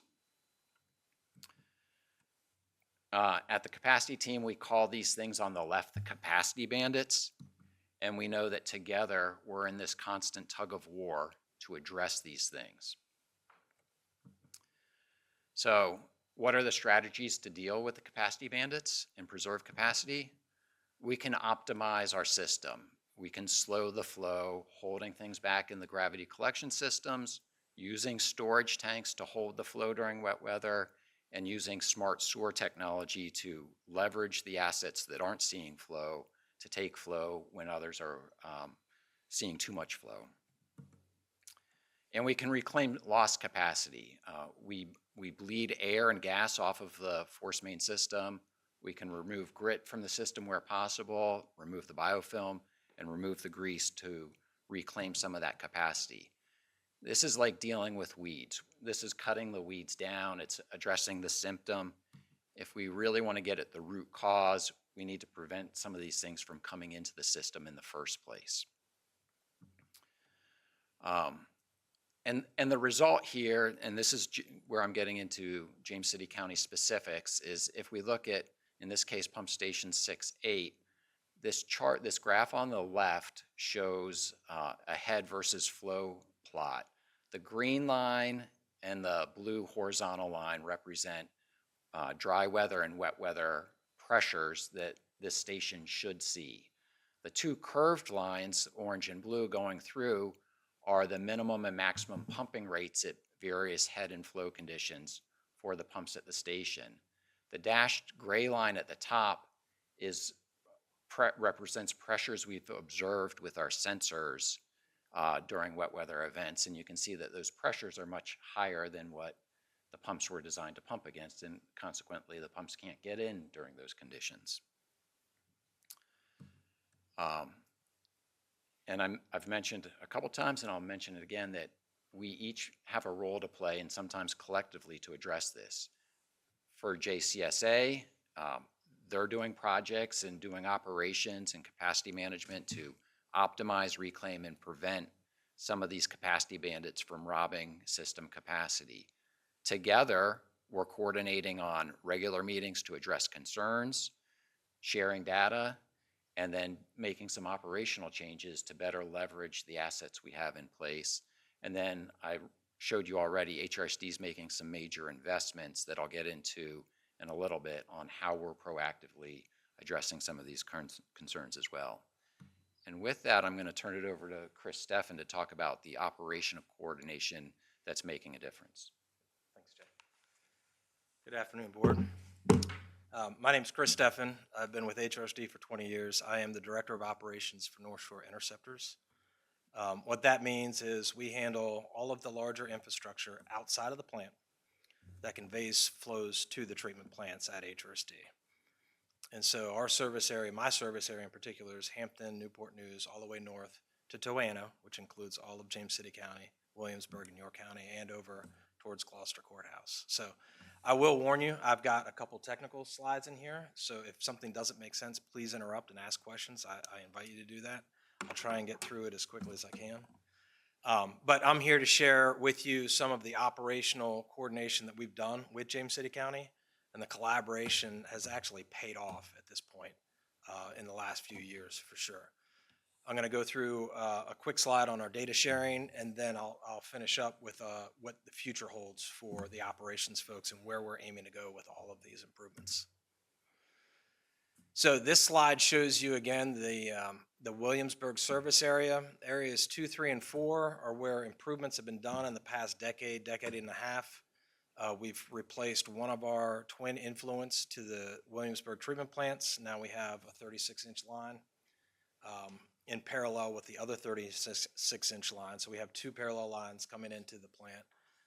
We've implemented the Route 199 interim PRS, which is a pressure reducing station. We've also done some control valve work near at the plant. So what that really means is areas 2, 3, and 4, we're not concerned about that anymore. The plant is getting, the flows are getting to the plant from that region. Our main area of concern is northern James City County, the northern parts of York County, and Williamsburg. It affects all 3 of our localities. So these are the tools and operations that were available to us over the time. Obviously, a decade and a half ago, my staff, the superintendents, and the frontline workers were contacting and interacting with the frontline workers at James City County. They would say, hey, we're experiencing a rain event. We need some help. This would take time because the event would come. They'd have to recognize the event in advance. They'd say, okay, we're getting into trouble. What can we do about it? Well, as a locality, not much, because they're relying upon us to convey to the flows to the plant. So then they'd give us a call. We'd assess the situation. We'd have to physically deploy men to actually go do things, and our options for doing things back then were relatively few. We could turn on a PRS globally. We could maybe open up a control valve, but really they were limited. So really in the last 5 years, we've been working collaboratively with JCSA on, okay, what can we do operationally and explore other options. And Jay will present to you some of the, one of the capital projects, which is the potential for a JCSA water tank to be conveyed to HRSD to use in our system. So that's just one of the options. And then of course, just recently at the beginning of this year, we didn't have eyes and ears into James City County system, and they didn't have eyes and ears into our system, meaning we didn't know what was going on with their pump stations, and they didn't know what was going on with our system. But both of us use the Aviva Pi system, which is a data collection warehouse, and we've connected those. And there's one slide that I'll briefly show in the slides to come. The other thing that's been very, very instrumental in some of the changes is HRSD's SCADA system. We've upgraded that system, and it is now fully functional and online. The last few sites in Williamsburg were about 2022, but right now that gives us a full ability of a SCADA system. So a SCADA system is a supervisory control and data acquisition. It's nothing more than an industrial control system. Our plants have it, now our pump stations have it. So the system that we did have had no C in that. We didn't have any control. So For us to operate something differently, we had to physically send a man out to do that. So now we have that option. We had the data acquisition part of it, and obviously the alarming part of it too. So in that upgrade, we updated our functional controls, which means how each individual site operates. And right now, all of those are independent, meaning the information at the site is actually controlling what the pumps do at the site. And I'll get into a little bit of that in a slide or two. And then, of course, we'll finish up. This is, the SCADA system is the foundation for where we're going for future predictive and smart controls on the entire system. So prior to 2020, I already went through this, so I'm not going to spend too much time, but it was a manpower issue. It was a time-intensive manpower issue to get things to change out in the system. Now, during rain events, in the past couple of years, JCSA has alerted us to situations and issues that have arisen because of pressure problems and excessive flows. So no longer do we have to send men out.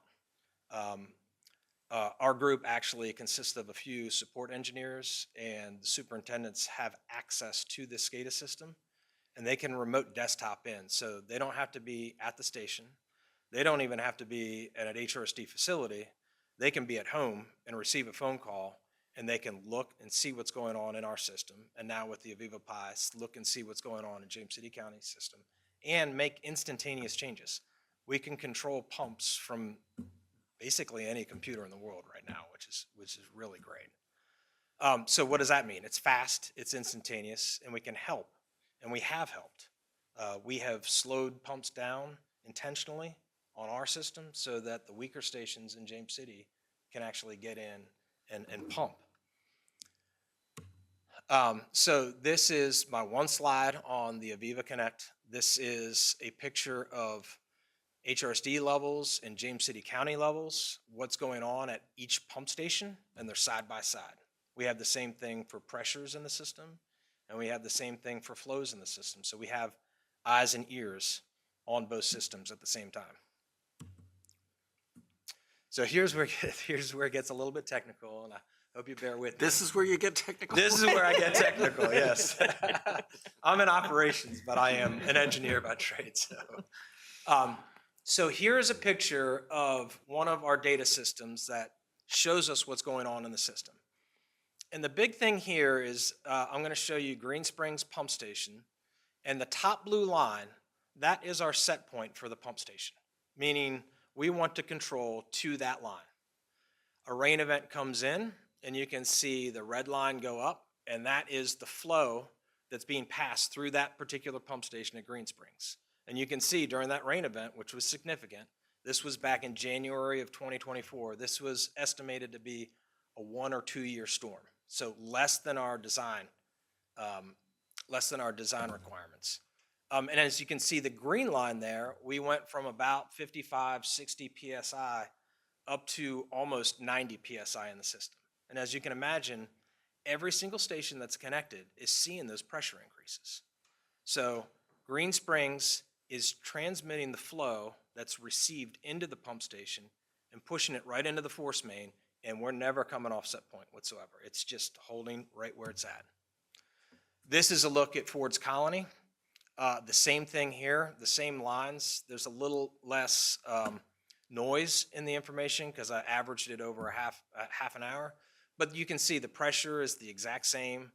The rise and flow is the exact same. Here, the blue line, you'll see a little rise off of the set point. This means that Ford's Colony pump station, one of 2 HRSD pump stations, all 3 pumps are running at that point. They're running at 100% speed, and they still can't keep up with the flow coming to the station. So what happens? The level in the wet well rises. And as the level in the wet well rises, that's what, if it gets too much, causes the SSOs out in the system. So this is what you kind of want to avoid. So this is a picture of one of our pump stations. Again, the set point is in blue. The SSO level is in red. And that space between there is what we call float, or available capacity. And if you think about the Green Springs situation, that wet well level set point that we had was staying right where that level in the wet well should be during dry weather, during wet weather. It didn't matter at that point. So we had over 10 feet worth of freeboard or storage before we ever spilled, if that makes any sense. Are you picturing that? So what we did is we went from this dry weather scenario, and this was programmed this year by our instrumentation and electrical staff. This is the control scenario that said, hey, you're going to set a set point and you're going to maintain it no matter what. If another pump is called to come on, you're going to maintain the wet well level. If the third pump is called to come on, you're going to maintain that wet well level. You're going to pass everything that you can that's coming to that station out into the force main. This is the updated control sheet that just got implemented. I believe it was in February or March. Now we have not a singular control, but we have a dual control. We have our dry weather scenario, and then we've added the wet weather scenario. So now what we do at our pump station is during dry weather activities, we maintain our wet well at the exact same set point. But during dry weather, we limit the other two pumps from ever coming on. So during dry weather, only one pump can come on. The rain event hits, water flows, additional water flows into it, and the well level will climb. So we're using that storage, okay? It has a trigger of a higher level, and only when it reaches that higher level will it enact the second pump to come on. So now we have two pumps coming on. But we also implemented another strategy whereby we limited the amount of pumping that can be done at those pumps itself. So rather than going straight to 100% output, we limited both of those to 80%. And then as the wet well level climbs, we increase that RPM and increase that RPM so that we're maximizing that storage use as flow that we're actually holding back from getting into the force main. So I'm going to go back. Does that make sense, I guess? So what we've done? Well, these are the results. So this is the other event where we held the wet well lines. The blue line is Green Springs. The red line is Ford's Colony. And you can see the pressures, 60 up to 90 PSI. And this was, again, a 1 to 2 year event. Our most recent event was in May of 2026.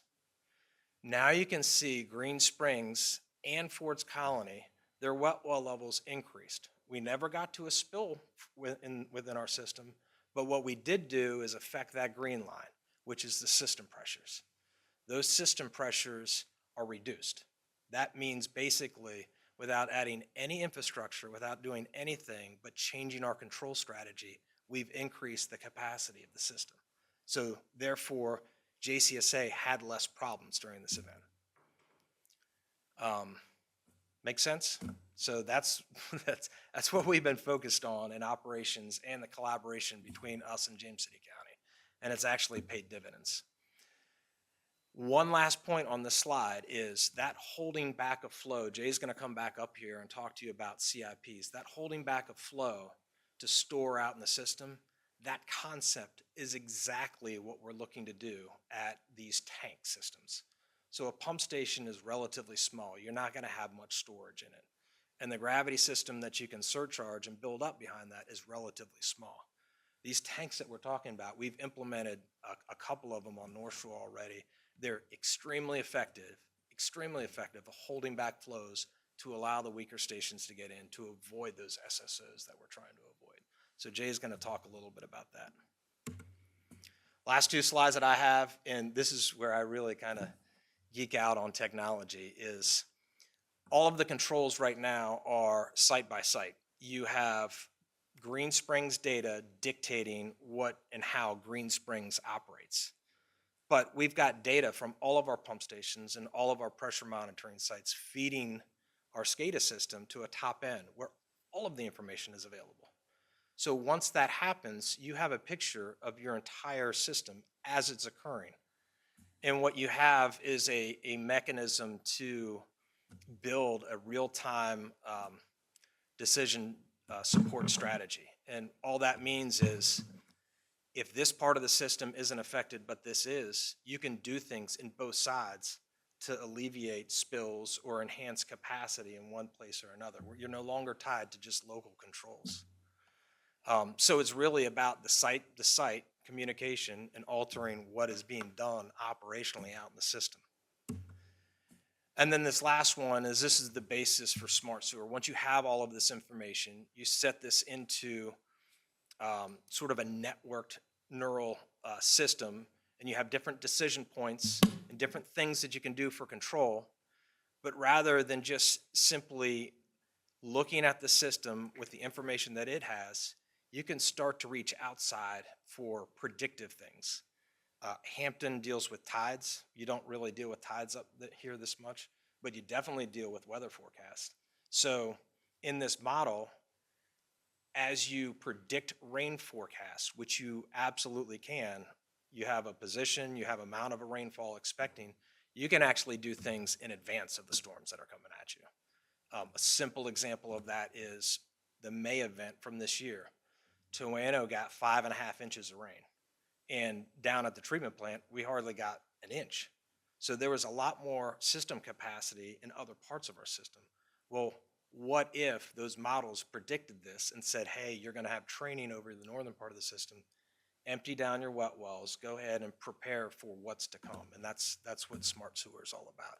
It's using the industrial controls to add capacity to your system without actually building anything. You're just maximizing what you have already in place. So that's operationally what I have. Any questions? I guess my question is that you're working through it right now. How much more pressure can it take? I mean, we've got people wanting to build more and that type of thing here. So does this work for bringing on more people, more houses, or? It certainly helps. That's a question for the planning analysis group. But I will say this, the 1 year to 2 year event that happened in 2004, there were 5 spills upstream. 4 were on James City County side, 1 was on Williamsburg side. And that was a 1 to 2 year storm. We're designing for a 5-year level of service. So we have some work yet to do, and that's what Jay's gonna present in the CIPs. The 2026 event, the one that just happened in May, there were a total of 4 spills. There were still the 4 James City County spills, but the Williamsburg spill dropped off. So we did see improvement from the system in general. And that event, believe it or not, up in James City County, northern James City County, was predicted to be a 5 to 10 year event. So that same storm, had it occurred back in 2024, would have been much worse, if that makes any sense. So yeah, there's no magic nugget to answer, like, can this development come on or this, but we absolutely have the tools in place to analyze that. And with the future CIPs to come, we'll be in a much better shape to handle. But again, to Jay's point and to Doug's point, we do not have problems during dry weather events. So 99% of the time, we're operating just standard. It's only during those wet weather events where we're seeing the additional I&I in the system. I hope that answers your question. Have we had any experiences of throughout your system of when you had these really, really bad weather events, like hurricanes or whatever, 12, 18, 14 inches of rain, whatever, where the backups not just overflow your pump stations, but where they actually begin to back up, impacting and come back up into houses? So we are very fortunate in this area. Basement backups is what EPA calls them.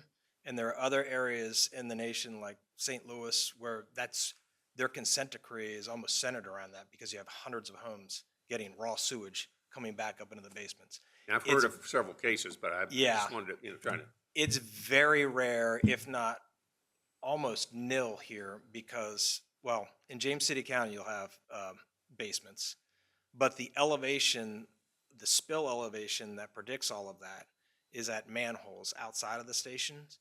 And all of those rim elevations are almost always lower in elevation than your basement. So the overflow there prevents the backup into the. Correct. But essentially, when you get the overflow there, you're getting to the point where you are backing up the lines from that pump station back toward the houses. Correct. But water seeks its own level, right? So if you have a basement up here and your SSO's here, right? If the water's coming out here, unless it's a huge amount of water, it's never gonna come out here. And like I said, I've been in this region, in this area for 20 years. I don't know of a single wet weather event where a basement backup has happened. I do know, however, that through maintenance, like if you have a lot of grease or roots growing into a lateral or something like that, it absolutely does happen. But on a wet weather capacity, it's a non-issue in this region. So even during Isabel, or do you know? Well, Isabel was, it affected the tidal areas much more than it did us. I live in Pocosin, so I knew all about it. And yeah, at that point, you can't pump the bay. So really what you're doing in those events is you're protecting your infrastructure that you have in place. So when the event does subside, you don't have broken equipment or broken pipes or anything like that, so. Right, that the tank utilization is giving us a little bit of breathing room now while we put in place more adequate. It is, yeah. The change in our operating sequence at Ford's Colony and at Grange Springs, which are two of the largest pumpers in northern James City County. By changing that operational, it has alleviated and has expanded some of the capacity in the system without a doubt. And then Jay's gonna go over the CIPs that we're proposing and stuff like that will be of keen interest to you because it's the same concept. You hold the flow back so that you allow those weaker stations not to spill. How does this affect our ability to continue utilization of those water tanks in the future? Yeah, anytime. Can we hold on your question for a minute? Sure, sure. The utilization of the one that's proposed to be repurposed, I don't. Yeah.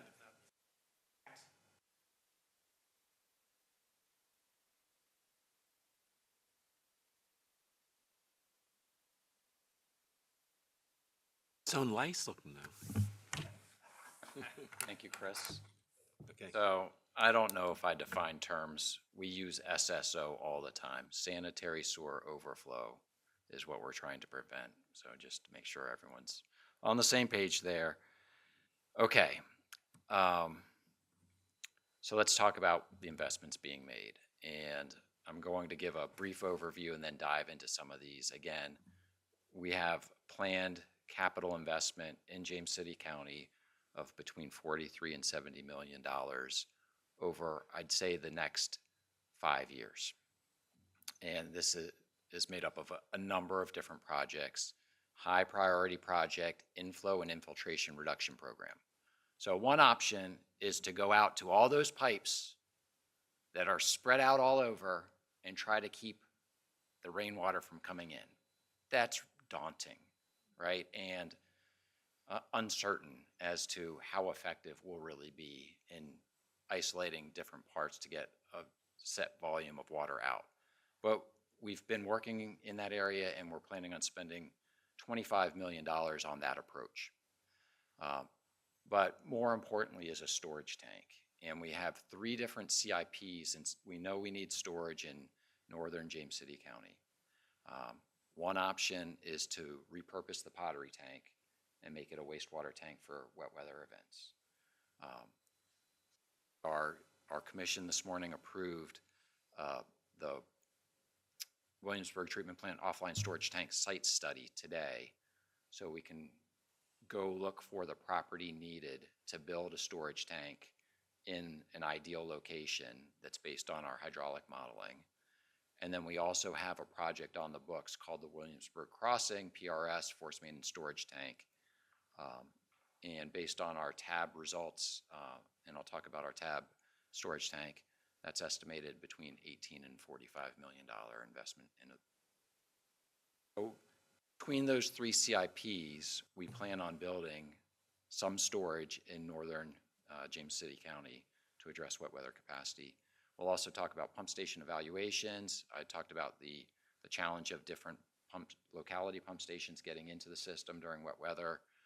And then also we've been actively coordinating with James City County staff on projected growth in our development plan to account for planned development in the county. And when you say planned development, do you mean, because right now, without anything else, we have building, we have 7,000, I think, out there. Are you talking about without anything new? Based on your comprehensive plan looking forward in Okay. time. Okay. Really not today's look, but looking out. So Okay. what infrastructure will need to get built to accommodate? And the other question I had, when this Williamsburg treatment plant, is that physically located? I mean, where is that physically located? Is that, Miles down on the river, just south of Kings Mill? okay, so it's, okay, that's the one that, just down by Carter's Grove? Okay, is that where most of our stuff goes, or? I thought that All of your stuff. all stuff that goes there, okay. I didn't know whether, when they talked about the interceptor, whether it went further down the community or whatever, but so that takes care of most of upper James City County, the city of Williamsburg, and Part of probably York. the northern part of York? That's correct. Okay, Absolutely. okay, good. A little bit of Newport News, okay. Okay. All right, moving forward. So our high priority inflow and infiltration reduction program, this is a map on the left. The basins in green are source service basins that we're actively investing in rehabilitating, lining pipes, lining manholes to keep flow out of the system holistically. The basins in yellow represent where we're doing additional metering and studying to understand if the value proposition is there to line pipes, line manholes to keep stormwater, rainwater, clear water out of the system. We're committed to about $18 million in rehab right now. That could increase based on the findings from these alternate basins. An important thing we're also doing is a lot of additional metering. We make these decisions around development based on our hydraulic model. And the model is only as good as the information and the assumptions that are fed into it. So we're making a significant investment in collecting more data to hone in on the model and recalibrate the model so we can make more informed decisions about specifics as they're asked. So we can take into operational improvements to better understand and represent what's going on. What we don't want to do is say yes to a development that creates sanitary sewer overflows. What we do want to do is accept flow when we can accept flow so that we can provide service and protect public health and the environment. Another component of this program will be doing these pump drawdown tests to understand if the locality pump stations are if the pumps are adequately sized to provide the service needed. And then we're going to also put sensors on our interceptor network to understand where we might have issues in the system, where this grit may be accumulating if that's happening, so that, again, we can better model what's going on and give better answers to specific questions. Most importantly, though, is talking about these potential tanks. And the pottery site is one option that we will be looking at. Can we repurpose that former water tank to use it during wet weather to relieve pressures in the northern part of the county? What appears to be the best location based on our current modeling is near Ford's Colony, a tank there. So that site study that I mentioned is looking for available land around there where we could site what we need to provide the pressure relief needed to provide service. And then the Williamsburg crossing tank was originally slated to be down by number 2 near 199 and Jamestown Road. So we're looking at those simultaneously to figure out, what the best option is. Just to give you a sense of what we're talking about, this is a conceptual rendering of the tank that is about to go into service over by Tab High School. And so if you look across the baseball diamond, you'll see a circle with a green top there. That's where our storage tank and pressure reducing station are. And zooming in, this is essentially what we're talking about. And again, this is designed to blend in with the area. And zooming in a little more, so we have a large storage tank, in this case 2.5 million gallons, and a large pumping station, pressure reducing station, so we can slow the flow, hold it back during the wet weather, release it when the system has capacity to keep all the sewage flowing and all the wet weather flow that we received transmitted to the treatment plant. And then I had alluded to, James City County was the first county that we coordinated with when we started our development plan efforts. So that coordination happened last year. We've been working closely with Doug and his staff to address areas of concern and identify what's coming in the future so we can plan the right infrastructure. And I have an ask for the board. We know what the solution is. It's a storage tank. Where you can help is it takes a lot to facilitate the siting and the design and the construction and the permitting of a storage tank. So to solve the problem, it's going to take commitment from all of us together to get this built and to provide the pressure relief that's needed. Continue to share data. James City County is like my poster child for the capacity team of how we work together to share data with each other so we have visibility into what's going on, so we can optimize what we already have and make improvements and get to the point where we can do the smart sewer and forecast what's going on to even utilize the available capacity better, and then continue to fund JCSA collections and systems operation and maintenance, which is a critical part of solving the problem. And with that, I'm happy to take any questions.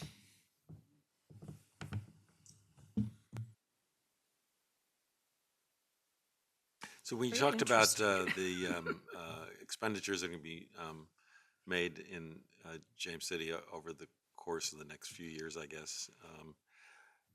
What was that all HRSD? That's all HRSD. All HRSD. And is there an ask of us in CIP that goes along with this, or no? So capacity management is a shared responsibility. The systems are designed to take a certain amount in. So if we can keep more flow, clear water, what I call clear water, rainwater, or groundwater out of the system, it helps the problem, right? The storage tank, what's beautiful about the storage tank is its known volume that we can store. When we go in and line pipes and try to keep the flow out, it's a mystery. There's a lot of investigation that goes along, and it's hard to quantify how effective it truly is. So Doug, do you want to ask for some money? So, just a couple thoughts. I mean, first of all, we have about $15 million, I think it's $14.5 million in our sewer CIP over the next 5 years. A lot of that, not necessarily every single dollar, but a lot of those dollars will help to address, these issues. The other thing I would just mention is, under the consent order, we are required to do what's called find and fix. I mean, we have to videotape our lines. I think it's every 10 years. Is that right, James? 10? 15, I'm sorry, every 15 years. And we're required, if during that process, if we find something, if we find holes or leaks or whatever, we're required to fix them. So it's an ongoing, battle. You're never finished. But we are doing some things that will also help to alleviate, this issue. Is there any way to reduce the amount of intrusion that heavy rain events will provide, other than sort of sealing off the collection pipes and such? I might let Mr. Canning answer that question. Yes, it's our MOM program. We tend to address the find and fix, but also areas that we see that there's a lot of inflow and infiltration out of facility. We would go out and do smoke testing. Recently, we've done some work in the 1-9 basin First Colony area where we went out and smoke test, and we found several defects where infiltration was getting in. And I think on one of Jay's slides, it showed during for the high priority projects, they're also monitoring that area to find more inflow or infiltration. So, and if there is significant inflow, we can go in and try to find it, but it's a lot of times it's a needle in a haystack of finding that. I guess I'm one wondering area. whether there's any way in which, sort of regulatory factors on the development process can help to minimize the amount of intrusion. Does that make sense? Maybe I need to ask planning staff or something. Makes total sense, but I don't think we're quite there yet. We need to quantify what is acceptable inflow and infiltrate. Some clear water is going to make it into the system. Sure. How much is acceptable? That's still being discussed. What we certainly don't want, and what smoke testing gets us, we don't want downspouts. We don't want sump pumps. You know, we're very interested in, we see a very sharp peak of flow, and you know, cutting that down is what we're truly after. So these high intensity, you know, short duration flow into the system is our number one enemy for addressing the issues that we face. I'm just wondering if there's a way to minimize some of the flow through techniques like in different processes for slowing the flow of rainwater into areas where the pipes are collecting or are transmitting water. Well, I think with new development, good construction techniques, right, Yeah. which are implemented, and then existing, that's what we're learning with this high priority infiltration reduction program. They are out there proactively testing different alternatives to get the most bang for the buck. They're doing a very extensive cost-benefit analysis on what makes sense to chase versus, you know, what we don't think we're going to see a return on the investment for. So we're learning a lot through this process, and the metering is continuing to inform where and how we spend the money we have available. And I would love to see development start to address it, but Well, I think it is in some places, you know, and for instance, you know, if you had a kind of community that pushed a lot for rain gardens, as an example, planting more trees might be another case in particular areas that would tend to allow for more absorption of the water in the soil. I could talk for hours on the subject, but I probably shouldn't. We want to hold you here until you're going to run into problems at the tunnel, right? But yeah, but that's fine. Thank you. Any other questions? Thank you. Very informative. You're welcome. Sorry you were here all day. Thank you for that. That's right. Thank you. All right, I'll just simply conclude by saying, obviously, there's more to come. Hopefully, you've gotten a better picture, a better idea of what's being done and what's being planned for the future. Those future plans, I'll just reiterate what Mr. Dano said. Those future plans are going to require the support of the board. So you'll definitely be involved as these projects move forward. Thank you all. Now we need a motion to go into closed session. Well, I Oh, had no, a you're done. I'm question sorry, Ruth. prior because there was a report released recently.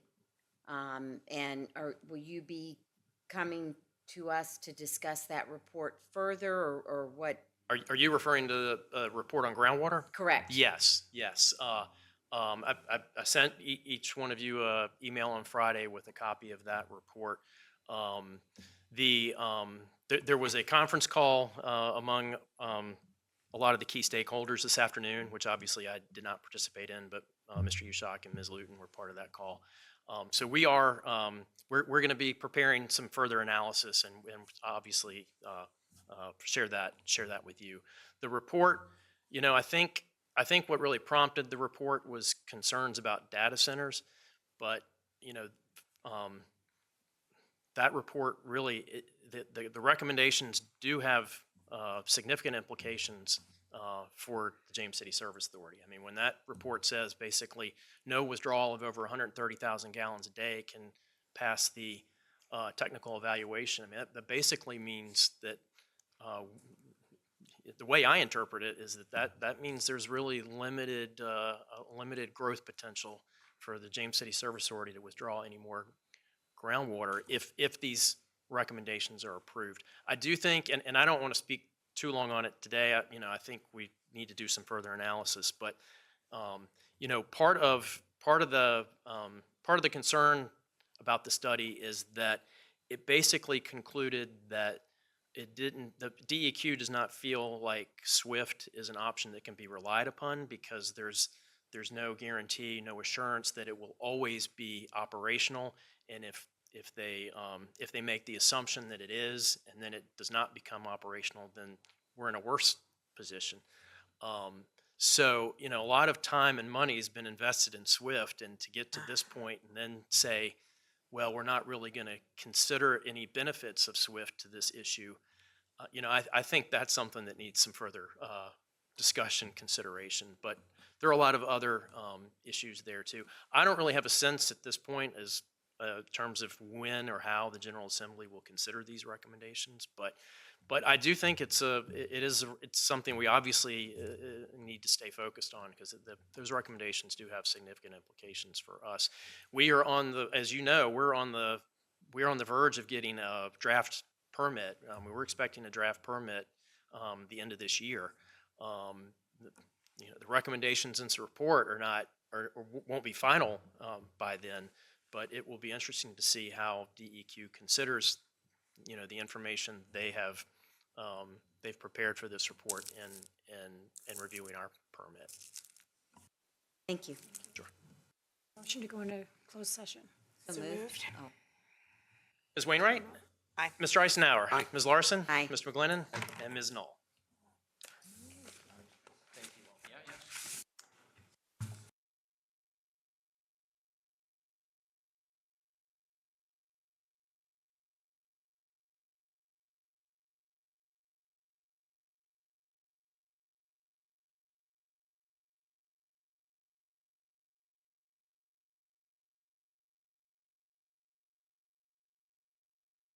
Have a resolution with a blank in it for the increase. Do you need that before you take action, or do you want to put that on a future agenda, or okay?